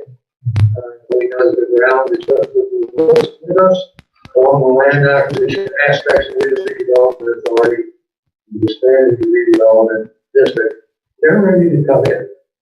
And maybe take a presentation to you. Go there, we met with them. I know Scott's been on the telephone, Randy, you've been involved. Joe and me will talk about how we make it happen. So I think we have buy-in, but we need buy-in. And I think your analogy is Scott, it is essentially a public-private partnership. This really, most jobs depends on your cooperation. Yep. Mr. Parker, I have one, I hope this is my last question, I'm sorry. But earlier, the 4 steps you told us were, we need to expand the development district to district again. Work with the RDA to acquire the land from the churches that you look at. The RDA can do that, is like, ultimately, they're going to need to know that when they come to you and say, are you willing to relinquish your leasehold with this building plan? They're going to say, yes, otherwise, they're going to bother and transfer the road property to the RDA. And of course, we need to agree with the British region. Which we know the RDA is supposed to implement this really. No, I mean, no, we don't have to do that. Again, we can't spend the plan. If the redevelopment authority is not part of the project, I mean, the project is not what we can do. I mean, we need to treat. There's no question about it. I apologize. The question I actually wanted to know was expanding the development district. We need to, the answer to your question, we need to know how much of that is expanded, how much are we expanding, and how do you work with mixed use of park and commercial and residential. So, well, expanding the district in of itself doesn't do anything except provide the move forward. Correct, but I want to know, are you taking all, 18 acres? I mean, well, this is different. The district proposal, what we propose as part of that district is the children. But that doesn't take anything. It just again provides an opportunity. It's not taking it, doesn't. But I take it the wrong word, but designating it as, commercial or, Well, no, you're not doing a zoning change. You're doing an expansion of the redevelopment area that would include Williamson Park. That's exactly right. And that would have to go through the planning commission, council, go to the RDA, go to the county planning commission, and away we go. Every time is cooperative, that is probably pretty well. Yeah. You wouldn't have to use all of them. You just expand. That's my question. Well, if you expand the district, you're able to ask you the whole project. And that doesn't mean you approve the plan yet. I mean, right. Thank you. Anywhere else? Thank you, Tom. Thank you for your time. Thank you. All right, we're going to do a public comment, and first is Kathy Tanzita. Yes, if you could leave it there, please, for this public commenters, and if you could please state your name and address for the record, and limit your comments to 3 minutes. 3 minutes, I'll let you know when you have something to talk. Yeah, before you start, just a comment. Do you have any sanitary wipes or anything for people that are hands on? We do. They're in the back on the back table.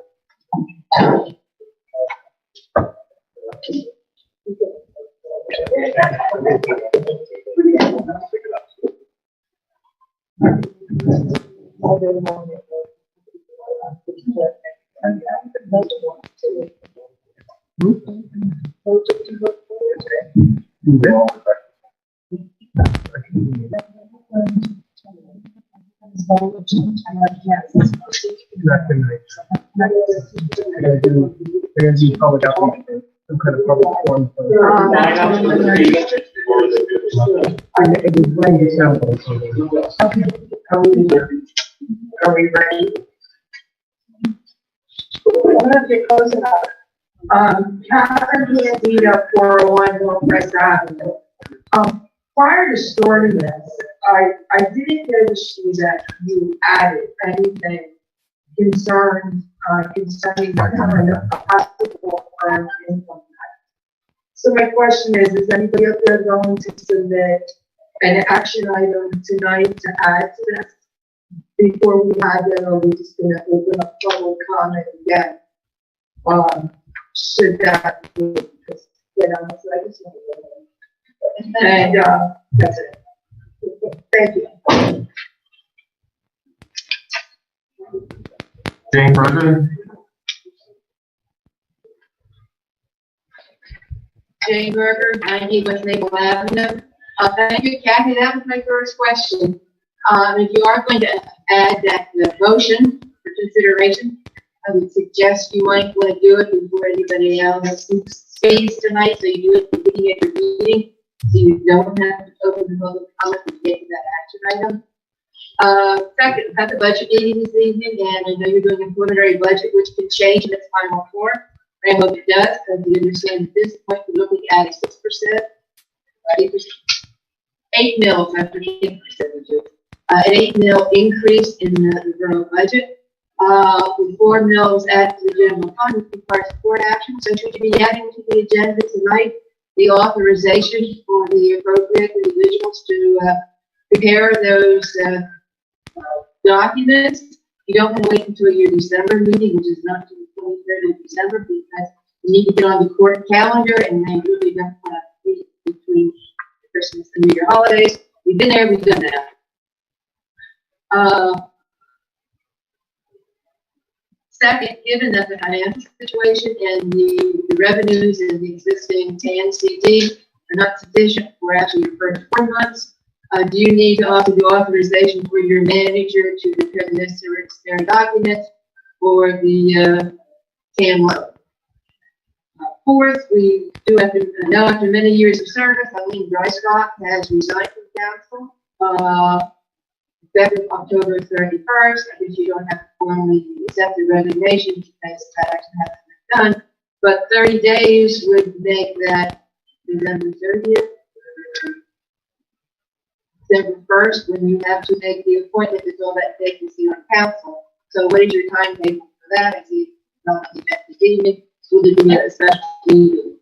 And finally, bring the redevelopment proposal this evening. And there will be another meeting with more input from the community, and certainly has value. We know there's many steps. Council will have controlled decision-making authority throughout all of these steps, and the final project may not look like this, but we'll certainly, if it goes forward, we'll certainly have something that the value has.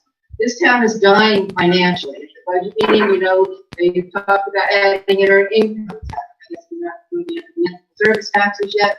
Talking about an 8 mil increase. It gets to the point where there's just nothing else to get in this community to serve the community, provide all the services, particularly law enforcement, which I'm a supporter of, and having the quality of life issues. So I hope we don't throw the baby out with the bathwater and take a look at this through all of its steps, because there certainly can be benefits from development whenever it's final form looked at. Trust the process. Thank you. Thank you. Thank you, Raymond.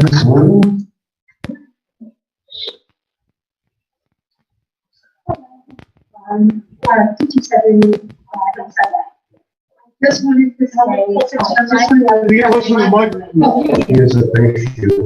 Speak loud. I know you can do that.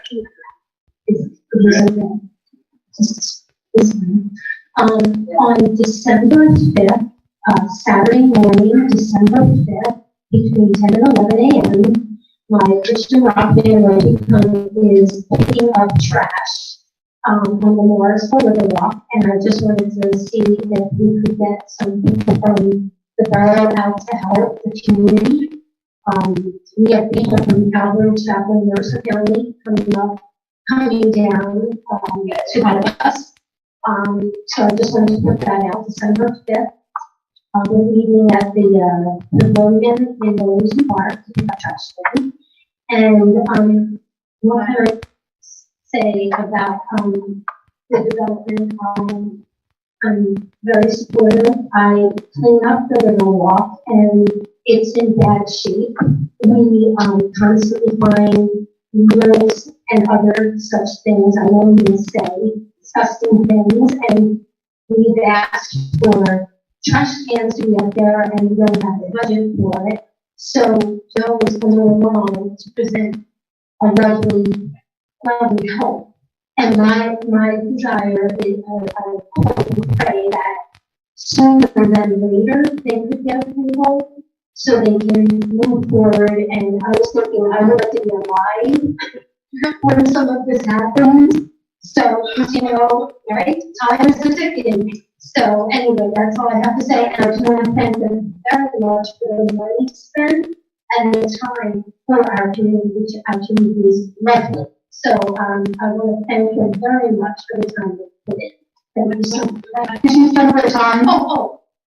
The cleanup is from 10 a.m. to 11 a.m. We keep it just 1 hour so that everybody still has a full day. So 10 a.m. to 11 a.m. Saturday, December 5th. Rain or shine? No. Just shine. And everything will be scheduled. Thank you. Thank you. Thomas Husky?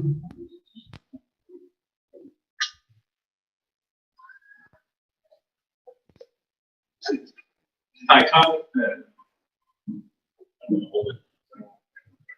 Tom Wilsonowski, 815 Brown Street. I want to talk about the development plan. This development plan a little bit. First of all, I want to thank Joe and Select Morrisville for sticking to it. We all know we had to a false start in August. And I think one of the things that I've noticed is that already, even though this is an informal proposal, that they've already addressed some of the concerns that were voiced in that August meeting. There's already more green space. They rejected some of the buildings. They've already responded to some concerns, and I get a really good vibe from that. I get a good vibe from the presentation I heard tonight. I get a really good vibe from council from the questions that were asked you. I think that Ms. Sherlock and Ms. Bowers kind of alluded to what may end up being the number one concern of a lot of Morrisville residents, and that is the open space, the green space, the park space. And I think what's really important in the process is to not only look at open space, but also think about usable open space and total open space. Mr. Bowers, you were getting at that, total open space. Because if you look at our park, when you get south of the baseball fields, it's not usable open space anyway. It's on a big hill. I've never seen it used for anything. The other thing that I want to make sure the council in particular understands is that just because you're considering advancing this plan does not mean that you're anti-open space. It does not mean that you're anti-park. It does not mean that you're anti-ecology. You're not anti-anything by looking at what may end up being the best shot that Morrisville has ever had to bring ourselves out of this financial crisis. This burger there's no one else. I said this in August. I'm saying again, there is no one else in line to drop $120 million into parks. There's no one else. If you have someone, if anyone else, let's get them up here and let's have a presentation. I don't see it. It's not happening. It hasn't happened since I've been on that. I feel very strongly that council needs to at least not dive down and say, select Morrisville, let's move forward. And that's the vibe I get from you. I'm so happy about that. So please let this progress move forward. Let this project move forward. This is the best hope. It's not going to be exactly like we see today. Of course not. No project ever is. But we need to move forward. This is the best option we have. So thank you very much. Thank you. Tim Pesci?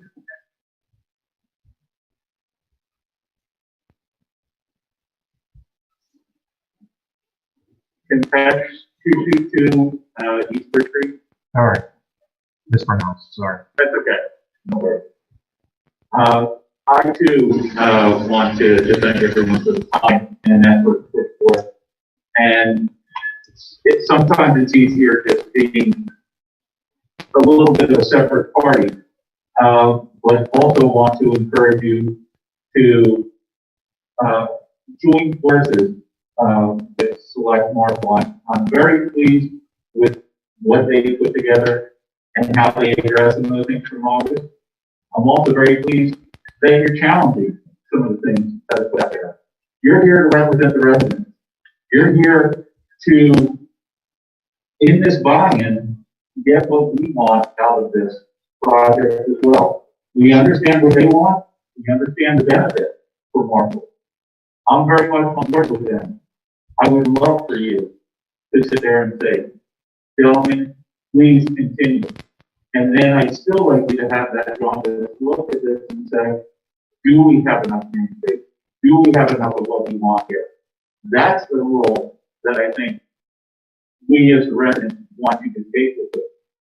I understand what they need. They need us to say, let's go. Let's work together to make this happen so that it becomes a win-win. You call it deep trade, I call it a win-win. Let's make it a win-win. Move together, get some financial assistance to the town, to the residents, and some modern back and community involvement.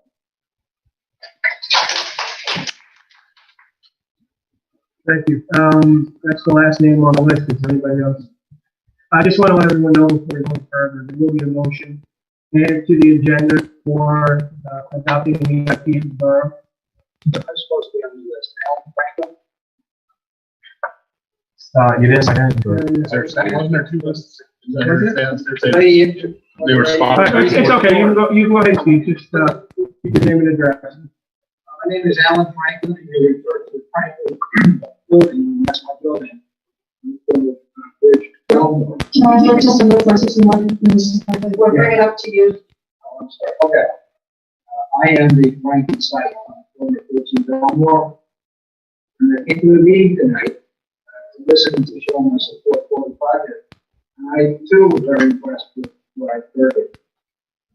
The questioning and I don't know the challenges, but there's obviously a great deal of thought that has gone in through the different council people to represent their constituents, and as I am one of them. So I wanted to show my support and to always caution, because when you get to the older you say you've been around the block. You take a good idea and somehow turn it into a bad idea. This is a beautiful, wonderful idea, and people have put it together really good. Joe has done a spectacular job. He's just went out, organized the different property owners, made a presentation a number of times, and convinced us that this is the best thing. I thought it was the best thing that I had ever heard since I've been in Morrisville, and I own my building 16 years. This is really a tremendous opportunity for everybody who lives and works here, because the vision that they put together is world class. It's really a big deal. That's 120 million, 150 million. It's all powerful. But I mean, it's the project itself. It's all encompassing. And the beneficiaries are the people that physically able to enjoy it. It's a beautiful thing.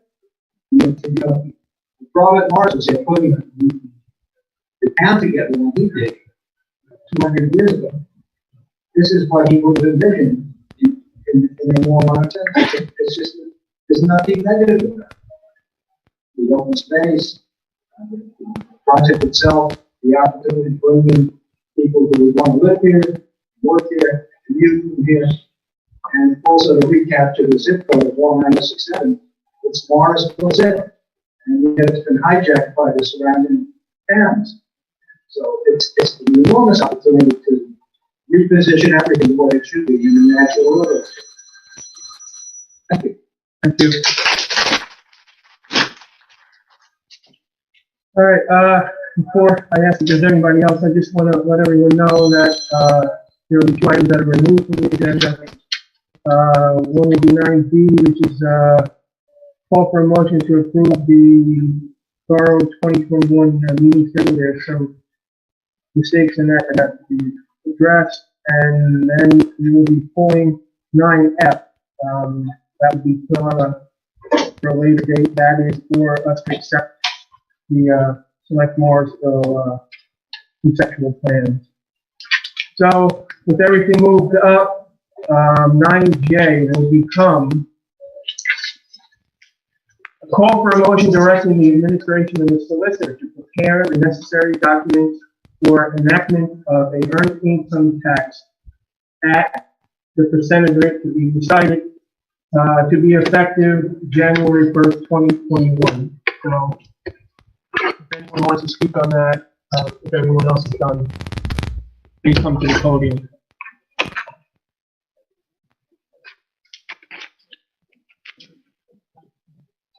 There's a second one. There's a second you want to? No. So she doesn't do it. You'll be able to read that once again, because And just so everybody knows, we will have to schedule a special meeting for that by the end of the month. Yes, just one more thing. In all the fun times we had trying to get the audio to work properly, I forgot to announce that there's an executive session at the end of this for personnel, which I don't believe will be coming back from it. No. thank you, Dave, for Hey, man, one of these, someone here that's going to speak, regarding the increase. I believe that the millage increase will adversely affect seniors and those who are retired. Historically, and I'm not directing this at this council, council has done a poor job planning for the future. The EIT would be a much better planning for Morrisville's future. Mr. Mitchell, with his reserve fund that he desires, there are a lot of things to consider with that EIT. I know there was some question regarding those that are already paying EIT. If I remember correctly, those funds would come in very quickly. And then the rest of the funding would take about 2 years. Is that right? A year or two, yeah. Yeah. Fully seated. Yeah. And I remember from the first presentation, it was about $280,000. I think that would come pretty quickly. Does that sound about right? Yeah, I think it's a little more. Yeah. Okay, yeah, this is really good years ago. The other thing I wanted to point out regarding EIT is, when I look back and investigated this, quite literally 98% of the municipalities in Pennsylvania have already adopted the EIT. 98%. So nobody can ever accuse, Morrisville Borough or our council of jumping the gun on this. We're definitely behind this. Thank you for this. Would anyone else like to speak on this? Okay, we're going to close public comment. And we're going to move on to action item 6, which is approval of the minutes. 6A, approval of the minutes for the Borough Council regular meeting of September 21st, 2020. so moved. Second. Motion and a second. Any discussion? All in favor? Aye. Opposed? Abstentions? I need that mic, John.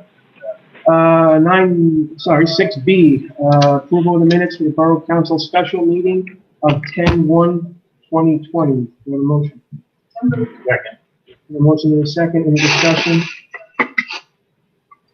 All in favor? Aye. Aye.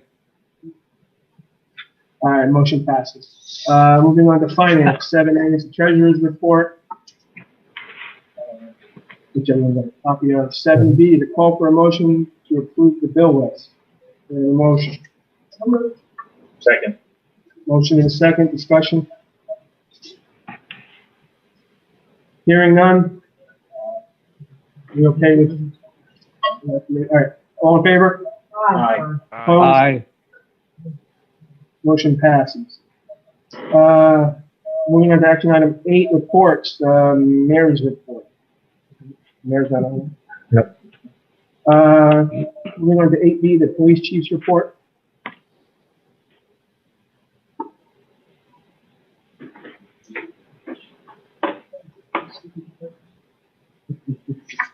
I said we were ready for him, or you're just take a while. Old. Yes, Yeah.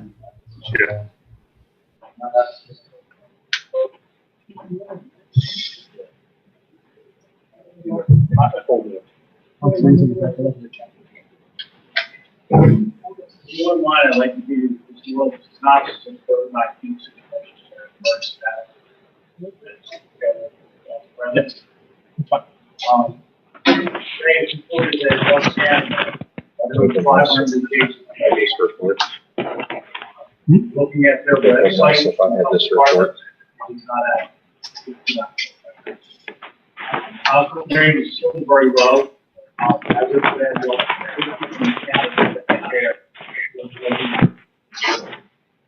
state is expected tomorrow to update restrictions, which could be very critical. Just received a good amount of PPE from the county. We can get that from police, fire, EMS, also some shots on the staff on a daily basis.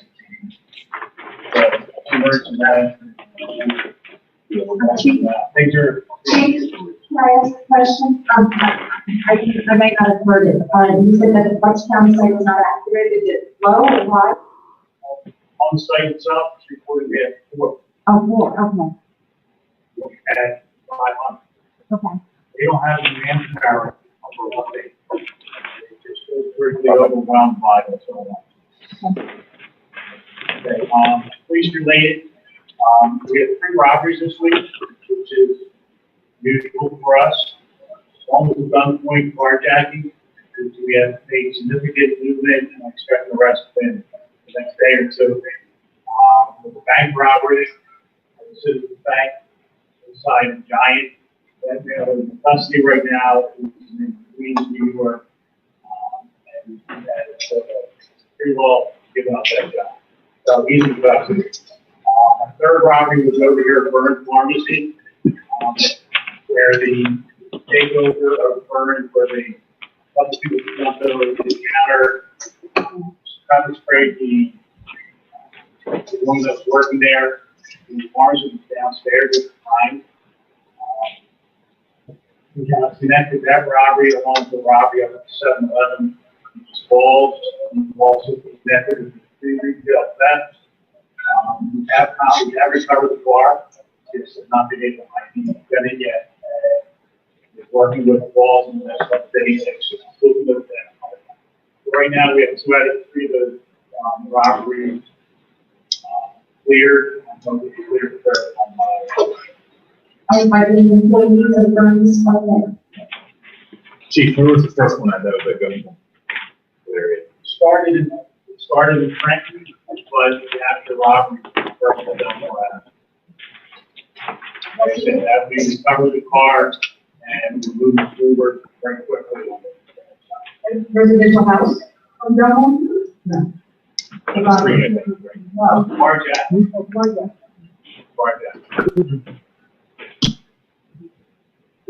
Thank you. Thank you, Chief. Hey, Chief, could you send over your EMC report so we can share it with the rest of council? Your EMC report, so we can share it with the rest of council? I'll type something up. Okay, no, I don't need it that way. Thank you, though. Okay, 9B, committee report. Anybody have a committee report? All right, moving on to 9, action items. 9A is a call for a motion to approve the Borough 2021 holiday schedule. Second. The motion is second. Any discussion? Hearing none. All in favor? Aye. Aye. Motion passes. 9B, a call for a motion to approve the public library 2021 holiday schedule. Need a motion? Second. A motion and a second. Any discussion? Hearing none. All in favor? Aye. Aye. 9C, a call for a motion to approve the public library 2021 meeting We just schedule. did that. So moved. You need the borough meeting schedule. You skipped Yeah, it. you got They're confusing two libraries in a row. he did 9C second, so now we gotta go 9B. We're at nine, it's 9E, it's now 9D is what was 9E. There were items removed. So we're at 9D, Oh. which is a call for motion to adopt the proposed 2021 budget. We didn't go on the part. We're not meeting schedule, yeah, you did. No. We did holiday No. schedule. We did holiday schedule. I'm jumping the gun, sorry, it's so bad, I want to get out of here. But I have a question. Did we get a motion, I got a motion in a second? All right, discussion. The meeting schedule for the public library, the library, was that something that, I guess you want to tell you on that one? Yeah, she sent it over. Oh, okay. So I hadn't seen it. Thank you. Anyone else? All in favor? Aye. Opposed? Abstentions? Motion passes. 9D, call for a motion to adopt the proposed 2021 budget. May I have a motion? So moved. Second. Motion and a second. Any discussion? We do a roll call? Remind the public that this is Sure. just proposed, Yes. there may be some changes, we still have an opportunity to do that. Virginia, are you still here? Do you want to do a roll call or you want me to do it? No, I could do it. That's okay. We're doing 9E as in Edward, the budget, correct? Correct.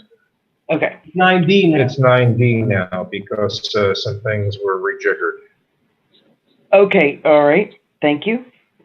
Are you ready for me to go now? Yep, Yes. go ahead. Okay. Councilman Bowers? Yes. Councilwoman Halahol? Yes. Councilman Parker? Yes. Councilman Paul? Yes. Councilman Robinson? Yes. Councilwoman Sherlock? Yes. And Councilman Yeager? Yes. Motion passes. All right, the old 9F has been removed. We're moving on, which is now 9.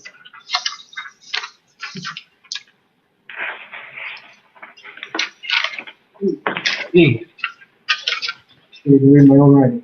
9E, call for a motion to approve, Police Department Directive 2020, lineups and eyewitness identification. Can I have a motion? So moved. Second. Motion and a second, any discussion? Hearing none, all in favor? Aye. Aye. Abstentions? Motion passes. 9F, call for a motion to approve Police Department Directive 218, mobile video recording / body worn cameras. Can I have a motion? So moved. Second. Motion and a second, any discussion? Mr. President, I have two comments. One, I provided to Scott an email, just, in here references the Board of Supervisors, not Borough Council. I think that should be corrected. We can still vote on it just as corrected. And my second comment is, in one of the sections, we talk about keeping footage for a minimum of 60 days after the date of interception. I would like to see that in here. I'd like to see this hold on the footage because sometimes 60 days isn't enough. I'm sorry, did you say we keep it for 2 years? Well, on your policy here, it's conflicting that it says 60 days. A minimum of 60. I was told it was sent to you for review as well.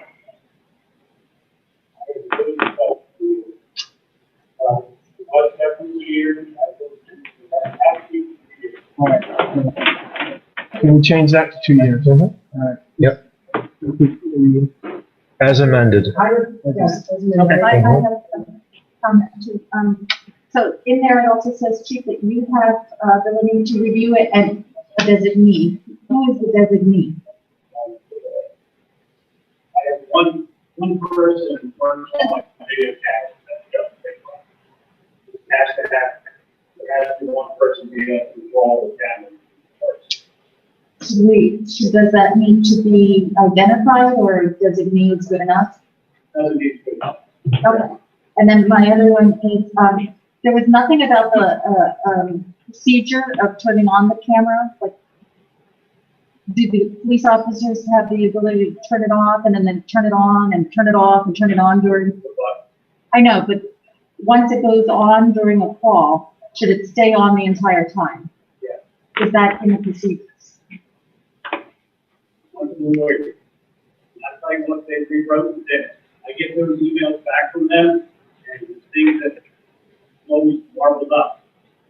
Can we add that? Harlan, where is that reference? Maybe we could. It's not in there, that's what I'm saying. I mean, where would it be included?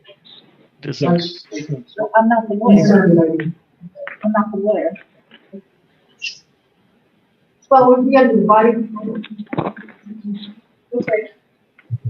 So is our lawyer still on the line there? Yes. Andy, can you respond to that? Scott, do you want to field this one? Yeah, can you repeat it? I'm really having a tough time hearing. Okay. I didn't hear what he said. He can't hear you. So if you could repeat the question. So, there's nothing in the directive that states about the officers using the camera while they're out of call. So like, let's say they stop somebody who was a DUI. There's nothing that says that the officers should keep it on until the call is over. So in theory, the cop can turn it on, turn it off, turn it on, turn it off. So could we add that in, that it has to stay on during the entire call? It is in there. If you read it's on page. Definitely in there. The fourth page, 2A. The BWC equipment cannot be.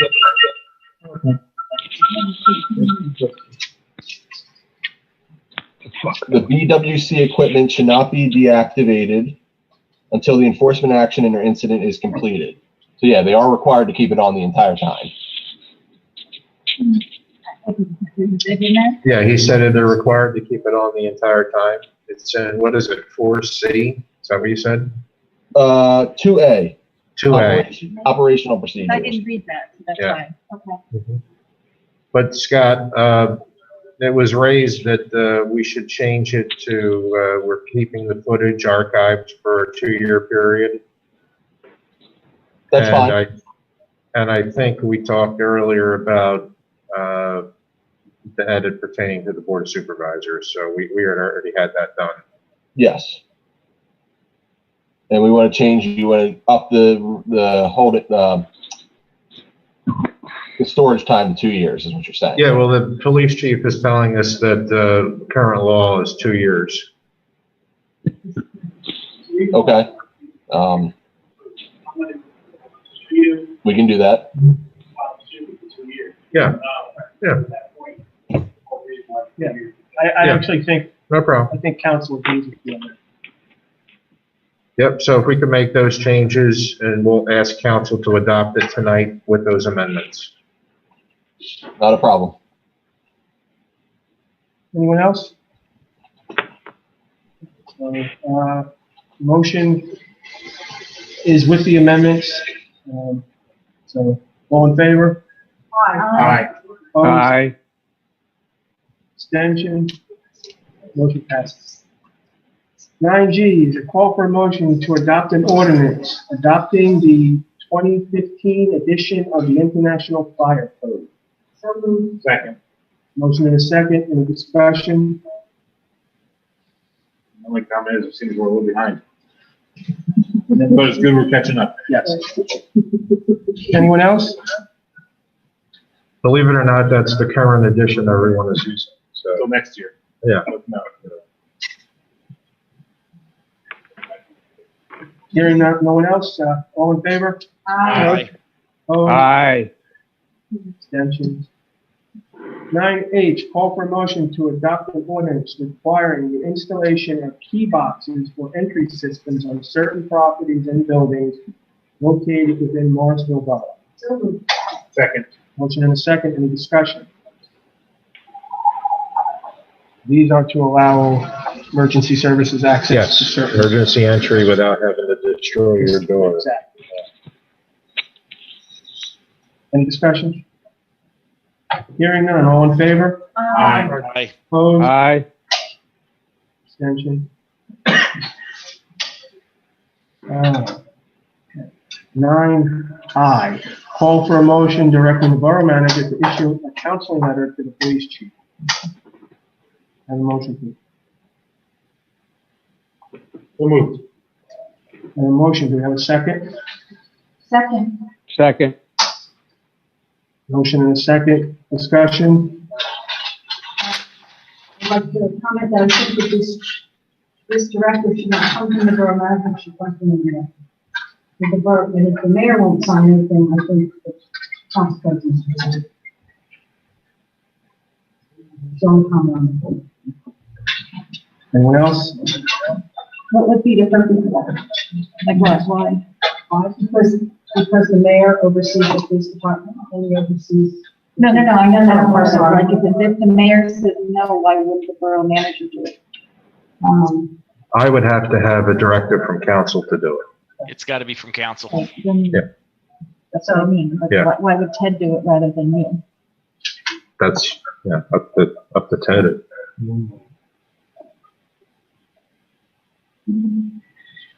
I feel like that makes sense. Borough manager acts on our behalf. Anyone else? You have a roll call on this, please? Yes. Councilman Bowers? Yes. Councilwoman Halaho? Yes. Councilman Parker? Yes. Councilman Paul? Yes. Councilman Robinson? Yes. Councilwoman Sherlock? No. And Councilman Yeager? Yes. Motion passes. Moving on to our new item, which is 9J, call for a motion directing the administration and the solicitor to prepare the necessary documents for enactment of an earned income tax at the rate of 5%. To be effective January 1st. A half a percent, did you say? 0.5%. Okay, thank you. And is it both for residents and non-residents? Yes. Just to clarify, this would apply to residents and non-residents, and we'll have to prepare both ordinances, yes. You have a second? Second. You have a second. Discussion? Mr. President, I have a comment. Yes, sir. I think this is going to look 100% shady. The council has added this to the agenda after a 4-hour meeting, 3.5 hours into it, without any notice to the public to get their input and their public comment. Whether we need it or not is one question. I think the process we're using to do it totally undermines the transparency. It's going to look like we're trying to backdoor this in and slam it in. Yeah, just if I could clarify, Mr. President, this is going to have to, we're going to have to issue public notice of this, and council will have to hold a special meeting by the end of this month solely for this purpose. So there's plenty of public notice going to happen. This is just to start. This is just directing the administration and the solicitor to prepare the necessary. We'll have to do a special meeting. But I think we also did mention it during our budget meeting. Yes. It's the one that nobody could hear from home.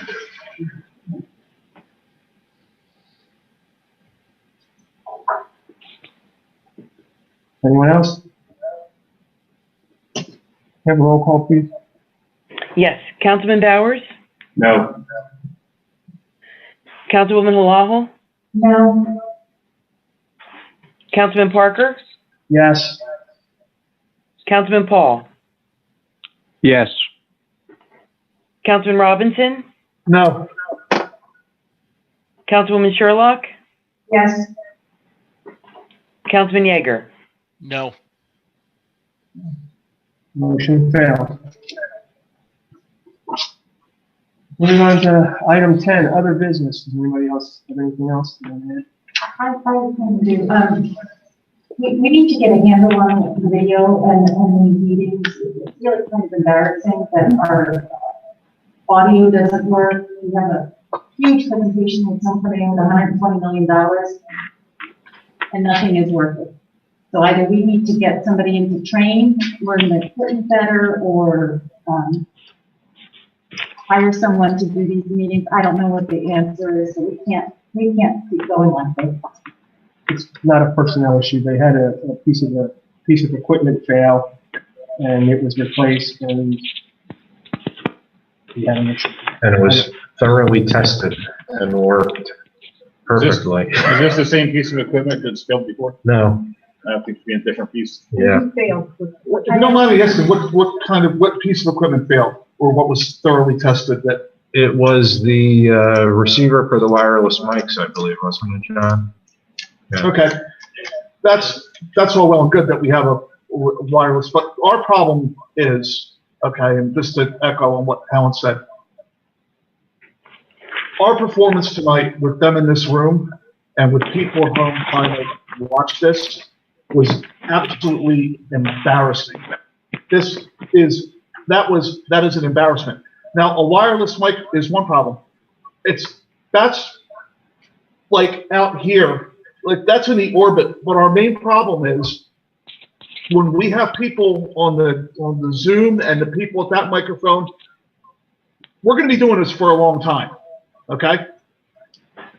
I'm not an expert on doing Zoom meetings. There are people out there that do it, okay? Putting a handheld microphone next to your laptop to run a meeting, okay? That's not how you run a meeting.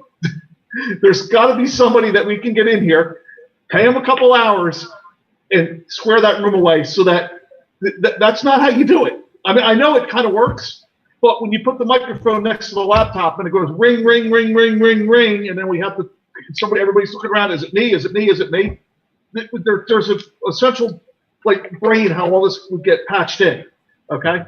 And if the wireless receiver's not working, because obviously something wasn't working tonight, the microphone was on, it might be on the wrong channel. I don't know I didn't look and see what channel the receiver's on, because the receiver and the transmitter, which is the stage mic, has to be the same channel.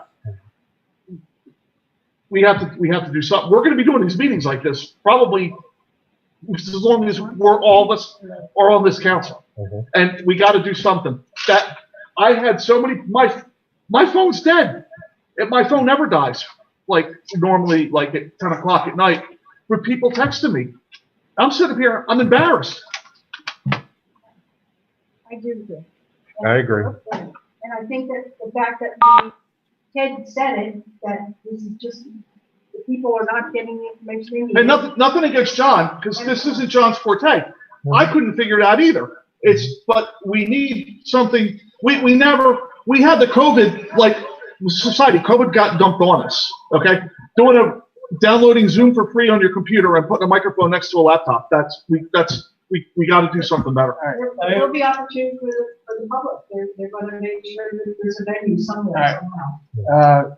Can I get a consensus on directing the borough manager to do what he needs to do to get both the Zoom meetings integrated into the system so that it can be, I don't think you even need a vote. I need a consensus because it may cost some money to get this fixed, but he needs direction. So How about if you could give us a price? exactly, that's what I was going to say. I mean, he needs to get prices, of course, but yeah, I think we need to have him do what he needs to do to get this where we expect it and make his life and John's life a lot easier. Yes, we would like that. Is that okay? Yes. Yes. All right. It's actually, it's one of the reasons I came tonight in attendance, because I thought that the system was fixed. I was going to sit down there. And so I'll get the the table. intentions were good. I just want to speak on that real quick. We actually spoke to a company while we were in the meeting. And I'll be meeting with him tomorrow morning about this issue. Okay. Then the Zoom issue is another issue that we've already been in discussion about. Yeah. We're already trying to Okay. get that to work. We're trying to integrate 10-year-old equipment with Zoom that didn't exist 10 years ago. It should be able to work, because independently, the stuff is working. Like, I can talk on my headset right here. If I turn this microphone off and I put my headset on, I can have a conversation with Mike, and I can hear him and he can hear me clear as day, but he probably can't really understand what I'm saying right now because I'm going through this microphone and not that. So the Zoom works. Well, didn't work tonight, but generally works, but they're not working together. They will work together. Okay. Thank you. Thanks, John. And I've done a couple of these, like the one meeting on the phone, and there is nothing more frustrating. Like looking at Mike and Randy and Scott here. Thanks for hanging in there, guys, because believe me, I feel your pain. It was torture what you went through the last 3 hours trying to hear stuff. I got a headache sitting here. I could hear it. Mr. Parker, Yeah. is still under discussion? Well, we were gonna move into, Or no, Helen was, yeah. official. I'm sorry, no official. I just want to mention, I don't know if this was mentioned at the last meeting or not, but Scott brought up an excellent subject with electricity. We got this, I guess, in the beginning of last month. Someone said something about this already. I apologize for saying it again. This was a letter from Pico because we asked Mr. Mitchell to write something for them about the challenges we're facing. And they said they talk about the tree, the enhanced vegetation. What they're doing, they said, is that they're replacing equipment such as cross arms, transformers, and installing enclosures. And this is supposed to help us with our problem regarding when tree limbs fall and lightning strikes. I think it's going to somehow segregate certain things so that the result doesn't want one. So I don't know if it's going to be successful, but at least they said they responded. People responded. Anyone else? That's it. All right. So motion to adjourn? So second. All in favor? Aye. Thank you, everyone. We have an executive session. There is don't forget, a brief executive session. If you could just hang out for a minute, please. No. The developer said, had he known it was going to be like this, he would have bought